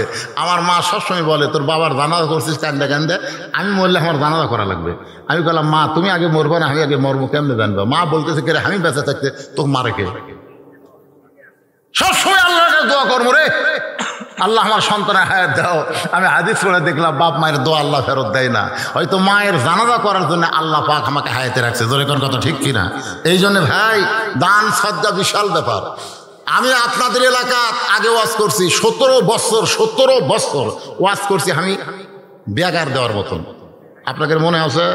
ওপরে 500 টাকা দিয়ে ভিতরে খালি 10 টাকা লোট এইরকম মোটা করে দিয়েছেন, পকেটে থুসি, বাড়ির যা দিকে 600। 2007 সালে যখন আমার স্বামী অ্যাক্সিডেন্ট করে মারা যায়, তখন আমি নিয়ত করলাম যে আর এই কাম করলে হবে না, এমন একটা জিনিস করা লাগবে যেটা করলে মরে গেলেও আমি জীবিত থাকবো। 200 শতক জায়গায়, 1 শতক না, 200 শতক জায়গার উপরে আমি মসজিদ, মাদ্রাসা, এতিমখানা নির্মাণ করেছি। পৃথিবীর কারো কাছ থেকে 1 টাকাও দান সদকা নেইনি। সম্পূর্ণ টাকা হলো আমার ওয়াজের টাকা। এই যে টাকা আপনারা দেন, এই টাকা দিয়ে আমি মাদ্রাসা, মসজিদ, এতিমখানা চলাই। বিপদ মুসিবত আসলে আল্লাহ কাটে দেয়। সুবহানাল্লাহ। এর আগে কয়েকবার মরছি, কিন্তু আসল মরা এখনো মরিনি। তা আপনারা 1000 টাকা দিতে আপত্তি করতেছেন কেন? আপনার বউ যে গোসলখানা যে পা পিছলে পুরা মাজা ভাঙবিছিল, আপনি জানেন? অ্যাম্বুলেন্স করে নিয়ে যাতে খরচ পড়বে 6000, মাজা সারাতে 2.5 লাখ। এত টাকা কুটি পাবেন পারে? 1000 দেন, 1000 টাকা দেন। নগদ যদি না পারে এরা বাকিও লিখতেছে, অসুবিধা নেই। হাত তুলা বলেন হুজুর আল্লাহর ঘরের জন্য আমি 1000 টাকা দান করবো। একটু বলেন। দুনিয়ারই সম্পদ। জি কি নাম বাবা? বাড়ি এই মান্দাইন 4 মাথা মজিবর লেখেন। কুটি লেখ না কুটি মান্দাইনের মজিবর 4 মাথা বাড়ি। 1000 টাকা দান করবে। আল্লাহ দানকে কবুল করেন, নেক নিয়ত দেখাশা পুরা করেন। জোরে কোন আমিন। আমার মা বোনেরা যে পর্দার মধ্যে আছেন, আপনার যাবেন মা বোনদের কাছে একটু গামছা নিয়ে যাবেন, রুমাল নিয়ে যাবেন। আমার মা বোনেরা দান করবে। আর এই মাহফিল কমিটির লোকেরা কোথায়? আদায় যখনই শুরু করছি তখন আপনার ব্যাগলে নামা লাগবে না? কুটি নামছে ব্যাগলে? একজনও নামে না, এখন নাম্বার চাচ্ছে, কেবল মশাল দিচ্ছে। এই আপনারা ব্যাগ দিলে আমার দিকে তাকান না কেন? ব্যাগ আপনাদের কাছে যাবে, আপনারা কারা কারা টাকা দিবেন না হাত তোলেন তো দেখি। দিবেন না? দিবেন না? দিবি, আমি দিবি কইনি। কারা কারা দিবেন না? কারা কারা টাকা দিবেন? 10 হোক, 20 হোক, 50 হোক, 100 হোক, একেবারে দিবেন। কারা কারা দিবেন একটা হাত তোলেন তো দেখি। যারা দিবেন এ হাত তোলেন না। 10 টাকা দিবেন পারবেন না? ওটা অত এরকম হাত তুলছে। হাত নামান। আল্লাহ গরিব গ্রামে তোমার ঘর, সবাই যেন মন ভরা দান করতে পারে। 10 জন আল্লাহর বান্দার কাছে 10,000 টাকা চাইলাম। 10 জন আল্লাহর বান্দার কাছে মাত্র 10,000 টাকা চাইছি। এখানে এমন মানুষ আছে 5,000 দিবে, 10,000 দিবে। আমি তার কাছে চাইনি, তার কাছে আমি চাইনি, আমি চাইছি আপনাদের কাছে। সবাই সাহেব তো দিচ্ছেন, মাশাআল্লাহ। দিছেন? দিছেন না দিবেন? দিছেন? দেন আর একটা দেন। সহজ হিসাব করে দিছি আবার দেবো, মাশাআল্লাহ দিছে আবার দিবে। শোনেন, দুনিয়ার ব্যাংকে টাকা জমা রাখেন বারবার, কেন? এই জন্য জমা রাখেন, ব্যাংকে যত টাকা রাখবো তত টাকা বাড়বে। আর আজকে যেগুলো দান করতেছেন এইগুলা দুনিয়ার ব্যাংকে জমা করতেছে না, জান্নাতের ব্যাংকে আল্লাহ জমা করতেছে, জান্নাতের ব্যাংক। বারবার দান করবেন, সবাইকে অনুরোধ করবো বারবার আপনারা দান করবেন। একটু জিকির করেন লা ইলাহা ইল্লাল্লাহ, লা ইলাহা ইল্লাল্লাহ, লা ইলাহা ইল্লাল্লাহ, লা ইলাহা। এই যারা বাইরে আছেন ভিতরে আসেন বাবা, সবাই ভিতরে আসেন, আল্লাহর রাস্তায় আসেন। বাহিরের কোনো লোককে তাবারক দেওয়া যাবে না। মাহফিল কমিটির পক্ষ থেকে আমি ঘোষণা করলাম, বাহিরের কোন লোককে তাবারক দেওয়া যাবে, সবাই ধরে কান যাবে। মুরগির তলের ডিমের বাচ্চা হয় রে, বেড়া ডিমের বাচ্চা হয় না, বেড়া ডিম পচে যায়, কাঁচা হয়। এই যে সামিয়ানার তলে যারা তবারক পাবে তারা দরকার হলে 1 প্যাকেটের জায়গায় 2 প্যাকেট করে নিবি, কিন্তু বাইরে যাবি না। এই জন্য ভেতরে আসেন, সবাই ভেতরে আসেন, সবাই আল্লাহর রাস্তায় ভেতরে আসেন। যারা বাহিরে গেছেন ভিতরে আসেন, অনেকক্ষণ হলে বসে আছে তো ঠান্ডায় জমে গেছে। লা ইলাহা ইল্লাল্লাহ, লা ইলাহা, লা ইলাহা ইল্লাল্লাহ মুহাম্মাদুর রাসূলুল্লাহ সাল্লাল্লাহু আলাইহি ওয়াসাল্লাম। দেন দেন বাবা দেন। কি নাম বাবা জানেন? বাড়ি কাজীপুর। ওই কাজীপুর, এখানে কার বাড়ি যাচ্ছেন? কাজীপুরের দুলাল হোসেন এখানে বাড়ি করেছে, নগদে 500 টাকা দান করেছে। আল্লাহ দুলালের দানকে আল্লাহ আপনি কবুল করেন। আল্লাহ নেক নিয়ত নিয়ে আসা পড়া আল্লাহুম্মা আমিন। কি নাম বাবা জানেন? নাম বলা লাগবে না, গোপনে 1000 টাকা দান করেছে। আল্লাহ দানকে কবুল করেন। রোকনুজ্জামান 500 টাকা দান করছে। আল্লাহ রোকনুজ্জামানের দানকে আল্লাহ আপনি কবুল করেন। কাজী সাহেব না, এই কাজী সাহেব, কাজী রোকনুজ্জামান 500 দিচ্ছে আর 500 দিবে, তাহলে 1000 করলে কি হয়? 1000 টাকা দান করলো। আল্লাহ তার দানকে কবুল করেন। আল্লাহ নেক নিয়ত নেক আশা পরাক আল্লাহুম্মা আমিন। কবুল করো, কবুল করো মোদের কামনা। দানকারীকে দিবেন জান্নাত, আল্লাহ নিরাশ করবেন না। একটু মহব্বত নিয়ে দরুদ পড়ি। আল্লাহুম্মা সাল্লি আলা সাইয়্যিদিনা মাওলানা মুহাম্মদ ওয়া আলা আলি সাইয়্যিদিনা শাফিআনা। মুখলেস, খালেস, ইখলাস, সুবহানাল্লাহ। যেই সূরা একবার বললে 10 পারা কোরআন পড়ার সওয়াব পাওয়া যায়, শুধু মুখে পড়বে না, এই সূরা যদি কলিজার মধ্যে ঢুকাই সেই বান্দাটা মুখলেস হয়ে যায়। এই জন্য সূরাটার নাম আল্লাহ দিয়েছেন ইখলাস। ধরে খান সুবহানাল্লাহ। গোটা সূরার ভিতরে আল্লাহর পরিচয় আছে না? এ কথা কর না কেন? আল্লাহ কয়জন? কুল হু আল্লাহু আহাদ, আল্লাহু সামাদ। সামাদ মানে বুঝেন? অমুখাপেক্ষী, কারো মুখের দিকে আল্লাহ তাকা থাকে না। লাম ইয়ালিদ ওয়া লাম ইউলাদ, আল্লাহর কোনো বাপ মা নাই, আল্লাহর কোনো সন্তান নাই। একবার মুসা নবী বলতেছে, আল্লাহ তোমার বাপ মাও নাই, সন্তান নাই, তোমার কে আছে? তোমার কে আছে? সঙ্গে সঙ্গে আল্লাহ বলেন, মুসা আমি আল্লাহর কে আছে যদি জানবার চাও তাহলে শোনো। ফাদখুলি ফি ইবাদি ওয়াদখুলি জান্নাতি। আমি আল্লাহর বান্দা আছে রে, যারা আমাকে আল্লাহ বলে ডাকে তারাই আমার সবচাইতে আপন। জোরে কোন সুবহানাল্লাহ। আল্লাহর আপন কে? আল্লাহর বান্দা। আর বান্দার জন্য আল্লাহ জান্নাত দরজা খুলে রাখছে। তুমি বান্দার মধ্যে ঢুকে যাও, আমি আল্লাহ তোমাকে জান্নাতের মধ্যে ঢুকে যাবো। তাহলে আল্লাহর সন্তান নাই, আল্লাহর বাপ মা কেউ নাই, কিন্তু আল্লাহর কে আছে? বান্দা আছে। জোরে কোন আল্লাহর কে আছে? সবাই যখন ঘুমায় গেছে, কেউ চেতন নাই, কিন্তু একজন আল্লাহর পাগল মাঘ মাসের ঠান্ডা পানি দিয়ে ওযু করেছে। অমিনাল লাইলি ফাতাহাজ্জাত বিহি নাফিলাতাল লাক, তাহাজ্জুদের 4 রাকাত নামাজ পড়ে যখন হাত তোলে আল্লাহ ফেরেশতাদের দেখায়, বলে দেখ তোরা বলিস আমার কেউ নাই, ওই দেখ আমার পাগল বান্দা আছে। সুবহানাল্লাহ না কেন? ফজরের আযান শোনার পরে তোষককে লাগতে মারে, তোষক একটু উষুম দেয় তো, ল্যাপ একটু উষুম দেয়, মারে লাগতে, কম্বল লাত্তি দিয়ে ফেলে দেয়, হাইলাই দিয়ে ঠান্ডা পানিতে উজু করে। আল্লাহ ফেরেশতা কয় দেখ দেখ দেখ দেখ দেখ কি পাগলা, জীবনে আমাকে দেখেনি, খেলে আমার আযান শুনে আর কারবারগুলো দেখতো। ওযু করে যখন মসজিদ দিকে যায় তখন আল্লাহ কয়, ফেরেশতা কয় আল্লাহ এর পুরস্কার কি?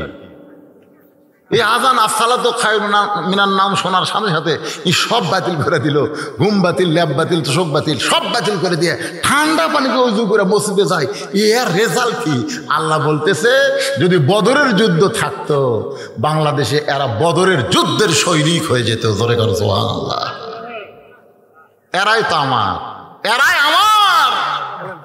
যারা মসজিদে যায় 5 ওয়াক্ত নামাজ পড়ে এরা কার? এই জন্য আল্লাহ রাসূল রাগ করে বলছে লা সালাত আলা ঈমান, নামাজ নাই তার ঈমানই নাই রে। এটা কঠিন কথা, কিন্তু বাইনাল আবদি ওয়াল কুফরি তরকুস সালাত, বান্দার কাফের মধ্যে পৃথক করা জিনিসটার নামই হলো নামাজ। আমার মায়েরা বোনেরা যারা পর্দার অন্তরে আছেন হয়তো মনে মনে ভাবতেছেন হুজুর আমাদের কোনো ওয়াজই করলো না। মারে আপনাদের 1 নম্বর ওয়াজ হলো অকরনা ফি বুয়ুতিকুন্না ওয়ালা তাবাররাজনা তাবাররুজাল জাহিলিয়াতিল উলা। মেয়েরা ঘরের মধ্যে থাকবা, ঘরের বাহির তোমরা হবে না, সবসময় পর্দার মধ্যে থাকতে হবে। যদি বের হও তাহলে পর্দা নিয়ে বের হওয়া লাগবে। সাইদাতুন নিসাই আহলাল জান্নাহ, খাতুনে জান্নাত ফাতেমাতুজ জোহরা গভীর রাত্রে দুনিয়া থেকে বিদায় নিল। বিদায় নেওয়ার পরে স্বামী বিদায় নেওয়ার আগে স্বামীকে কিন্তু 3টা কথা বলেছিল। 1 নম্বর কথা হলো রাতের অন্ধকারে আমাকে কবর দেওয়া লাগবে। আমার 2 নম্বর কথা হলো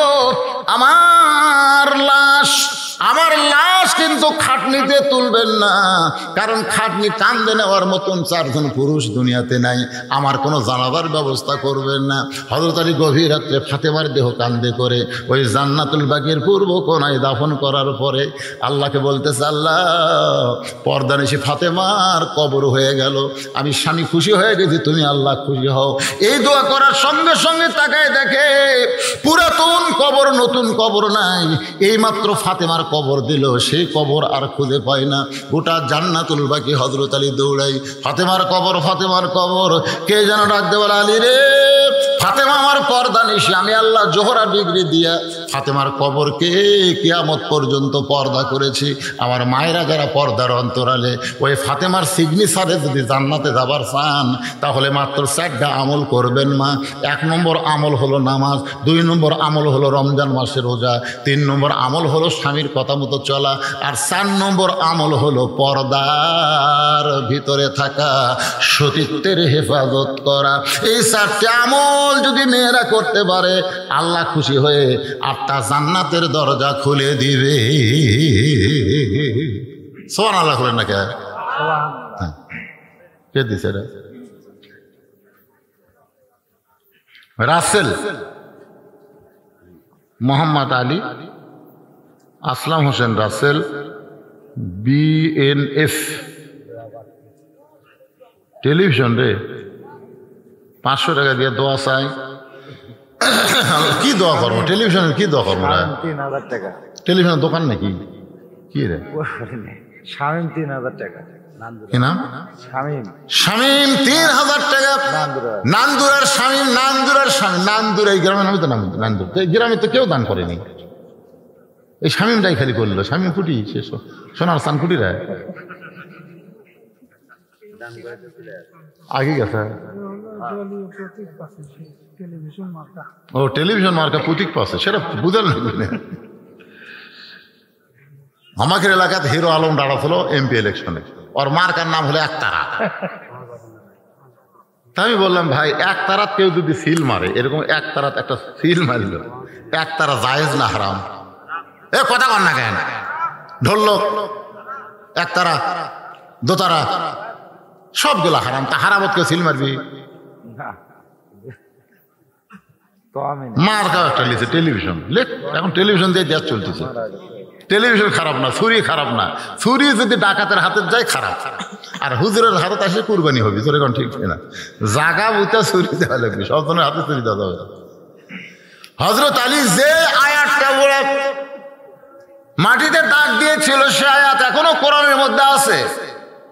আপনি যদি আয়াত পড়ে বালুতে ফুঁক দিয়ে ওই বালু যদি বাড়ির চারিধার ছিটায় দেন, ওই আয়াতটা পড়ে যদি ছুরির আগায় ফুঁক দিয়ে ওই ছুরি দিয়ে যদি দরজায় একটা দাগ দিয়ে দরজা খোলা রাখে, আপনার বাড়িতে চোর ডাকাত কোনোদিন ঢুকতে পারবে না। সে আয়াতটার নাম হলো আয়াতুল কুরসি। ধরে বলেন আয়াতের নাম কি? 5 ওয়াক্ত নামাজের সালাম ফেরানোর পরে এই আয়াতটা কেউ যদি তেলাওয়াত করে, 5 ওয়াক্ত নামাজের আগে না পড়ে, আগে না পড়ে, ইমাম যদি তাড়াতাড়ি মোনাজাত করে তাহলে মোনাজাতের পরে আয়াতুল কুরসি যারা তেলাওয়াত করবে, আল্লাহ রাসূল বলেছেন 5টা বিপদ থেকে আল্লাহ তাকে বাঁচাবে। 1 নম্বর বিপদ হলো ইমানের সাথে আল্লাহ তার মৃত্যু দিবে, সুবহানাল্লাহ। 2 নম্বর বিপদ হলো কঠিন বিপদ কিন্তু আসবে, 2 নম্বর সেই বিপদটা হলো আল্লাহ তাআলা কবরের আযাব থেকে তাকে মাফ করে 3টা প্রশ্নের উত্তর তার জন্য সহজ করে দিবে। 3 নম্বর পুরস্কার হলো মিজানের পাল্লায় আল্লাহ নেকির চাই পাপের চাইতে নেকির ওজন বেশি করবে। 4 নম্বর পুরস্কার হলো বিজলি আকারে পুলসিরাত তাড়ি দিবে। 6 নম্বর পুরস্কার হলো সালামুন আলাইকুম তিবতুম ফাদখুলুহা খালিদিন, চিরস্থায়ী আল্লাহ জান্নাতের দরজা খুলে দিবে। তো নামাজের আগে না পরে এই আমলের মাধ্যমে কিন্তু 5 ওয়াক্ত নামাজ পড়াই লাগবে। যেরকম কথা ঠিক না, না পড়ে মাঝে মধ্যে নামাজের পরে কলে বাদান, তাহলে বোঝা গেল নামাজও ধরা লাগতেছে, আয়াতুল কুরসিও মারা লাগতেছে। যেরকম ঠিক না, কত বড় চালাক ভারে আল্লাহ রে। হ্যাঁ, নামাজ যদি কেউ ধরে যুগে খালি নামাজ ধরো মা সন্ন্যাসানেরা, খালি নামাজ ধরো, ইন্না সালাতা তানহাল ফাহশাই ওয়াল মুনকার। একমাত্র নামাজই পারে মানুষকে যাবতীয় খারাপি থেকে বাঁচায় দিতে। আল্লাহ আমাদের সকলের জন্য কবুল করুক, সকলে বলে আমিন। ফজরের নামাজ আমাদের জামাতের সঙ্গে পড়তে হবে, রাজি আছেন তো? 2-1 জন কয়, বাদ বাকি কয় না। আল্লাহ সকলের জন্য ফজরের নামাজ জামাতে কবুল করুক, জোরে করে আমিন। আস্তাগফিরুল্লাহ পড়েন, আস্তাগফিরুল্লাহ। দেন তহমিনা দিছিল 500 টাকা, মারা গেছে। ও তহমিনা মারা গেছে, তার রুহের মাগফিরাতে 500 টাকা দান করেছে, আল্লাহ কবুল করেন, আমিন। নান্দুরার 500 টাকা দান করছে, আল্লাহ কবুল করেন। কিন্তু বিশাল জিনিস বারে দলিল। ও আচ্ছা আচ্ছা, ঠিক আছে। আমি একটা পূর্বের নাম ছিল শ্রী গৌতম ঘোষ, বর্তমান নাম হলো মোহাম্মদ ইব্রাহিম। পিতা শ্রী বীরমল চন্দ্র ঘোষ, মাতা মৃত শ্রীমতী অঞ্জলি ঘোষ। সাং হলো শ্যামপুর, পোস্ট হলো পুরানোপুল, থানা ও জেলা জয়পুরহাট। পেশা ও ব্যবসা ব্যবসা, ধর্ম হলো ইসলাম, জাতীয়তা বাংলাদেশি, বয়স অনুমান 50 বছর। এখানে যে কথাটা লেখা আছে, ইনি আগে হিন্দু ছিল, এখন মুসলমান হয়ে গেছে। মুসলমান হওয়ার পরে বহু বিপদ আপদ মুসিবতের মধ্যে সে পড়ে গেছে। ধর্ম তো প্রতিজ্ঞাপূর্বক ঘোষণা করতেছি যে আমি বর্তমানে একজন মুসলমান, পূর্ণ সাবালক এবং সুস্থ পুরুষ। ছোটবেলা হইতে আমি আমার পাড়া প্রতিবেশী মুসলমান বন্ধু বান্ধবের সহিত মিলামেশা করি, ইসলাম ধর্মের বিভিন্ন আচার অনুষ্ঠান অংশগ্রহণ করিয়া আমার নিকট প্রতীয়মান হইতেছে যে ইসলাম ধর্ম শান্তি ও সম্প্রীতির ধর্ম এবং সর্বশ্রেষ্ঠ ধর্ম। সুবহানাল্লাহ বলেন। উনি তখন হিন্দু থাকা অবস্থায় এরকম চিন্তা করছে। ইসলাম ধর্মের বিভিন্ন অনুষ্ঠানে আমি অংশগ্রহণ করিয়া বন্ধু বান্ধবের সহিত মিলামেশা করে আমি ক্রমান্বয়ে ইসলাম ধর্মের প্রতি আকৃষ্ট হয়ে পড়ি। এমত অবস্থায় ইহলৌকিক পারলৌকিক মঙ্গলের জন্য অদ্য সম্পূর্ণ স্বেচ্ছায় সজ্ঞানে আমার জন্মগত সনাতন হিন্দু ধর্ম পরিত্যাগ করিয়া ইসলাম ধর্মের প্রতি বিশ্বাস স্থাপন করে একজন মৌলবীর মাধ্যমে ইসলাম ধর্মের মূল মন্ত্র কলেমা তাইয়্যিবা লা ইলাহা ইল্লাল্লাহু মুহাম্মাদ রাসূলুল্লাহ সাল্লাল্লাহু আলাইহি ওয়াসাল্লাম পাঠ করে পবিত্র ইসলাম গ্রহণ করিলাম। মানে উনিও মুসলমান হয়ে গেছে, মাশাআল্লাহ। তারপরের পৃষ্ঠায় অদ্য হইতে আমি ইসলাম ধর্মের বিভিন্ন বিধান অনুশাসন মানিয়া চলিব এবং সমাজ একজন মুসলমান পুরুষ হিসাবে পরিচিত হইব। অদ্য হইতে আমি আমার পুরাতন নাম শ্রী গৌতম ঘোষ পরিবর্তে আমার নাম ইব্রাহিম নামে পরিচিত হইলাম। আমার এই রূপ ধর্মান্তরিত হওয়ার ব্যাপারে কেহ কোনো প্ররোচিত করে নাই বা চাপ প্রয়োগ করে নাই বা ফুসলায় নাই। পদ্মা আমিন বগুড়া নুরানি পাবলিক কার্যালয়ে হাজির হইয়া অন্যের বিনা প্ররোচনায় আমার এই ধর্মান্তরিত হওয়ার ব্যাপারে সম্পূর্ণ স্বেচ্ছায় সজ্ঞানে অত্র এফিডেভিট সম্পাদন করিলাম। মাশাআল্লাহ। তো এইটা এখানে দেওয়ার পিছনে কারণ হলো উনি এখন বড় অসহায় অবস্থায় আছেন। আমার বোনটা জেলে আছে, আমি 3 মাস হলো জামিনে আসি। ওনার বোনটা এখনো জেলে আছে, তিনি 3 মাস হলে জামিনে বের হয়েছেন। কিছু আপনাকে জেলে দিল কি? বাপ ভাই শোনা জানা দাবি দেখি। ও আচ্ছা, বাপ ভাইয়ের কেস করার কারণে বোন এখনো জেলে আছে, উনি এখনো 3 মাস আগে। দাদা দাদি মারা গেছে, ওই স্বামী আবার 1000 টাকা দিয়েছে। স্বামীর দাদা দাদি মারা গেছে, রুহের মাগফিরাতে স্বামী আবার 1000 টাকা দান করছে। আল্লাহ দাদা দাদির কবরকে জান্নাতের টুকরা বানায় দেন, সকলে বলে আমিন। আপনি একটু ভিতরে যান, বাধা নাই দেয়। এ ভাই কোথায় গেল? আপনি একটু ভিতরে যান। আপনারা সবাই প্রাণ খুশি করে একজন মুসলিম তাকে আপনার কিছু দান করেন, যে যা পারেন, 10, 20, 50, 100 আল্লাহর হস্তে সবাই একটু দান করেন। ভাই ওনার পক্ষে থেকে কেউ আপনার একজন দাঁড়ান, এতগুলো মানুষের কাছে ওনার একা যাওয়া কষ্টকর হবে। মনির দাতার সদস্য ছিল, মনির 500 টাকা, মনির দাতা সদস্য ছিল, 500 টাকা দান করছে। আল্লাহ তার দানকে কবুল করেন। আল্লাহুম্মা আমিন। দেন সবাই একটু দেন, ভাই দেন, সবাই একটু দেন, আল্লাহর হস্তে দেন। করছি তো 10-15 মিনিটের মধ্যে প্যাকেট ক্লিয়ার হয়ে যাবে। ঠিক আছে, অসুবিধা নেই।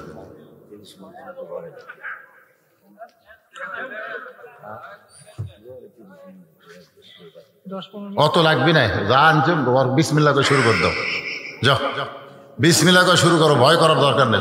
আল্লাহ আছে না নাই? হ্যাঁ লাগবে, কি কয় এখন শেষ হতে চাই। যাও নিয়ে আসো, দাও এদিকে বস্তা নিয়ে আসো। প্যাকেট ব্যবস্থা হয়েছে আপনাদের জন্য, সবার জন্য তাবারকের ব্যবস্থা আছে। মিষ্টি নাই, তবারক। তাবারক তায়াজাল জালালি ওয়াল ইকরাম।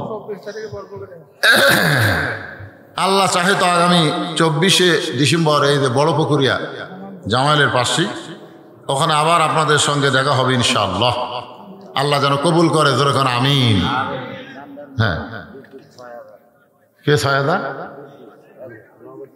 মুখ তোর বান্দাকের কোন বিদ্যুৎ রে? ও আচ্ছা আচ্ছা, মনে করছে ছুট্টু বিদ্যুৎ, এই নান্দুরারি বিদ্যুৎ। মাশাআল্লাহ, যখন কারেন্ট যায় তখন আবার ফোন দিলে চলে আসে। বিদ্যুৎ 6000 টাকা ধরে বলেন মারহাবা। বিদ্যুতের বাপ নাই, আছে বাকি আছে। এই মসজিদ কমিটির সভাপতিকে, মসজিদ কমিটির সভাপতি অসুস্থ, তার সুস্থতার জন্য তার ছেলে পেলে এসে তো দোয়া দেওয়া দরকার। মালেক, আব্দুল মালেক কুটিরে, এই সভাপতি সাহেবের ছেলে আব্দুল মালেক এলাকার নাই। সেটারি কে ভাই? সেটারি আব্দুল সামাদ দেয়নি। আব্দুল সামাদ সাহেব 1000, আলামিন 1000 দেখেন, আলামিন নাম 1000 টাকা দান করছে। আল্লাহ আলামিনের দানকে আল্লাহ আপনি কবুল কর, আল্লাহুম্মা আমিন। আপনারা গ্রামের লোকেরা যদি না দেন, বাইরের লোকেরা তো দানে উৎসাহ কম পাবে। সেক্রেটারি সাহেব আসেন, সভাপতি সাহেব অসুস্থ, তার ছেলেরা তো আছে, একটা দানের অঙ্ক বলে দেন, দোয়া করে দিই, আল্লাহ তাক পুরোপুরি সুস্থতা দান করুক, যেরকম আমিন। সভাপতি সাহেব অসুস্থ, কেশিয়ার সাহেবকে, কেশিয়ারি সহসভাপতিকে, সহসভাপতি কোরবান, এখানে নাম আছে, সহসভাপতি কোরবান সাহেব একটাও নাই, সভাপতি নাই, অসুস্থ, সভাপতির ছেলেরা নাই, সেক্রেটারিও নাই, সহসভাপতিও নাই, কেশিয়ার নেই, কেউ নেই, পোলা আন্দা শেষ। সকলে যারা দাঁড়াইছেন দরজাত বসেন, বসেন, ইস্তেগফার পড়েন। আস্তাগফিরুল্লাহ আস্তাগফিরুল্লাহ রাব্বি মিন কুল্লি জামবি ওয়া তুবু ইলাইহি লা হাওলা ওয়ালা কুওয়াতা ইল্লা বিল্লাহিল আলিয়্যিল আযীম। আল্লাহুম্মা সাল্লি আলা মুহাম্মাদিন ওয়া আলা আলি মুহাম্মাদ কামা সাল্লাইতা আলা ইব্রাহিম ওয়া আলা আলি ইব্রাহিম ইন্নাকা হামিদুম মাজিদ আল্লাহুম্মা বারিক আলা মুহাম্মাদ ওয়া আলা আলি মুহাম্মাদ কামা বারাকতা আলা ইব্রাহিম ওয়া আলা আলি ইব্রাহিম ইন্নাকা হামিদুম মাজিদ। আপনি কিছু বলবেন জনগণের উদ্দেশ্যে সভাপতি সাহেব? না, সভাপতির তো কিছু বলার দরকার। না, কিছু বলার দরকার নাই, কে বলেন। আমাদের সরব ভাই মাহফিলের জন্য ব্যাপক প্রচেষ্টা করছি। এটা বলেন সরব ভাই।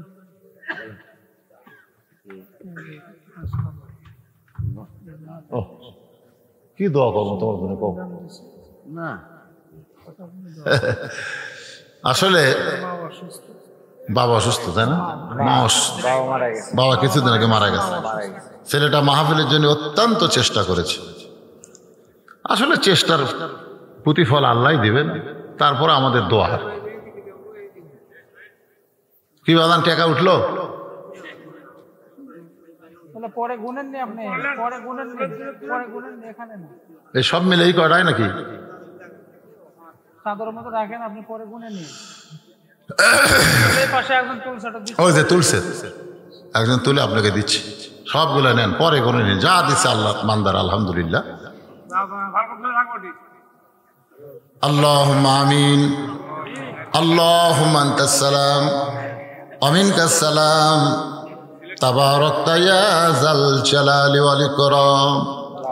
আয় আল্লাহ তাআলা, ছোট্ট একটা গ্রাম নান্দুরা, আল্লাহ সেই গ্রামের বাবাজিরা, আল্লাহ সেই গ্রামের যুবকেরা, সেই গ্রামের লোকেরা মিলেমিশে এত বড় একটা জান্নাতের বাগান লাগাই দিছে। আল্লাহ মেহেরবানি করে আজকের মাহফিল আমাদের সকলের হেদায়েতের জন্যে, নাজাতের জন্যে, জান্নাতের জন্যে কবুল করে না।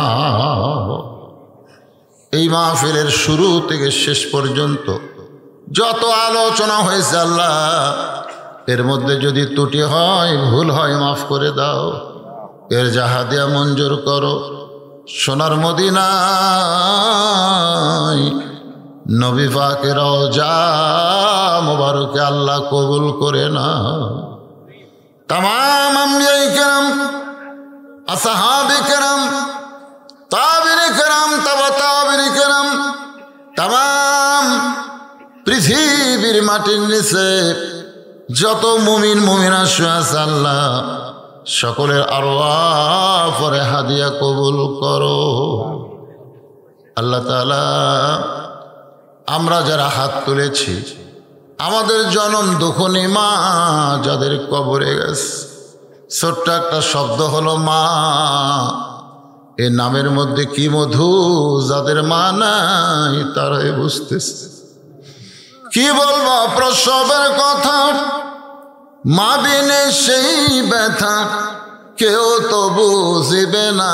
মাজন ঠেকিয়া সন্তানের দায়, অকালে মা মারা যায়, কেন সে মায়ের জন্যে দোয়া করবা না? এমন দরদি ভাবে কেউ হবে না আমার মা গো। এই দরদের মা যাদের কবরে গেছে আল্লাহ, মেহরবানি করে মায়ের কবর জান্নাতের টুকরা বানিয়ে দাও। বাবার বাড়িঘর সবই আছে, আমি সহ আমরা যারা বাবা হারা ইতিম হয়ে গেছি আল্লাহ, মেহরবানি করে বাবার কবরকে জান্নাতের টুকরা কবুল করো। আমাদের দাদা দাদি, নানা নানি, আত্মীয় স্বজন, শ্বশুর শাশুড়ি যাদের কবরে গেছে আল্লাহ, কবরবাসীদের তুমি মাফ করে দাও। আল্লাহ তাআলা, এই নান্দুরা গ্রামের উপরে রহমত বরকতের দরজা খুলে দাও। তোমার বান্দা যে এত কষ্ট করে মেহনত করে এত সুন্দর আয়োজন করেছে, বলে হুজুর আমি ছোট্ট একটা চায়ের দোকান করি, আল্লাহ গো তার ব্যবসার মধ্যে তুমি বরকত দিও। তার বাবা কয়েকদিন আগে মারা গেছে, মাটা বড় অসুস্থ, আল্লাহ মাকে সুস্থতার নিয়ামত দান করে দাও। আল্লাহ আমার মাটা অসুস্থ, আল্লাহ যাদের মা বাবা অসুস্থ সবাইকে সুস্থ করে দাও। আল্লাহ আজকের এই তোমার ঘর মসজিদকে মহব্বত করে নগদে বাকিতে যারা দান করেছে, এমনকি চাদরের মধ্যেও যারা 10-20 টাকা দান করেছে, আল্লাহ সকলের দানগুলোকে জান্নাতের বিনিময় কবুল করে নাও। আল্লাহ মসজিদ কমিটির সভাপতি অসুস্থ, আল্লাহ তুমি তাকে সুস্থতার নিয়ামত দান করো। আল্লাহ সভাপতি, সেক্রেটারি, কেশিয়ার, সভাপতি, আল্লাহ সকলকে কবুল করো। এ গ্রামের সকল পুরুষ মানুষকে 5 ওয়াক্ত নামাজ মসজিদে জামাতে আদায় করার তৌফিক দাও। মা বোনদেরকে পর্দা নিশা বেদা সালিহা কবুল করে মা ফাতেমার চরিত্র দান করো। আল্লাহ আমি অসুস্থ, আমার মতো যারা অসুস্থ আল্লাহ সকলকে সুস্থ করে দাও। ফিলিস্তিনের মুসলমান, আল্লাহ তুমি মুসলমানদের প্রতি রহমত করো। যারা জীবন দিয়েছে শাহাদাতের মর্যাদা দাও, যারা আহত হয়েছে সুস্থ করে দাও। আল্লাহ তাআলা পৃথিবীর মানচিত্র থেকে ইহুদি এই শয়তানদেরকে আল্লাহ তুমি ধ্বংস করে দাও। আল্লাহ ধ্বংসের আয়াত তো তুমি বলেছো, তাব্বাত ইয়াদা আবি লাহাবি ওয়া তাব্বা। আল্লাহ আবু লাহাবের হস্তদয় যদি ধ্বংসের কথা বলো, ইহুদিরা তোমার বাইতুল মুকাদ্দাসকে নষ্ট করতে চায়, এই শয়তানদেরকে আল্লাহ পৃথিবী থেকে ধ্বংস করে দাও। আল্লাহ আল্লাহ আমার বাংলাদেশের প্রতি রহমত করো। অশৃঙ্খল বিশৃঙ্খল পরিস্থিতি থেকে আমাদের বাংলাদেশকে আল্লাহ তুমি হেফাজত করো। আল্লাহ ছোট্ট একটা দেশ, আল্লাহ আসমানের বালা আসমানে নাও, জমিনের বালা জমিনে ডাবায় দাও। আল্লাহ আল্লাহ সমস্ত মানুষকে ক্রয় ক্ষমতার মধ্যে থাকার তৌফিক দাও, সবাইকে বরকত দিও। আল্লাহ আবাদ উবাদ মাঠে ময়দানে যা কিছু আছে রহমত বরকতে তুমি হেফাজত করো। আল্লাহ আজকের মাহফিলের সম্মানিত সভাপতি কবুল করো, প্রধান অতিথি, বিশেষ অতিথি, আল্লাহ সকলকেই তুমি কবুল করো। আল্লাহ যে যা নিয়ত করে হাত তুলেছে সকলের নেক নিয়ত নেক আশা পুরা করো। মোনাজাতের পরে তাবারক আছে, তাবারক নিয়ে আপনারা হয়ে হাল্লা করবেন না, ভদ্রাচিতভাবে তাবারক নেবেন। আল্লাহ সবাইকে ভদ্র হয়ে তাবারক নেওয়ার তৌফিক দিয়ে দিও। সুবহান রাব্বিকা রাব্বিল ইজ্জাতি আম্মা ইয়াসিফুন ওয়া সালামুন আলাল মুরসালিন আলহামদুলিল্লাহি রাব্বিল আলামিন। ওয়াজাল আখিরাতি কালিমাতুন ইনদাল মাউত লা ইলাহা ইল্লাল্লাহু মুহাম্মাদুর রাসূলুল্লাহ।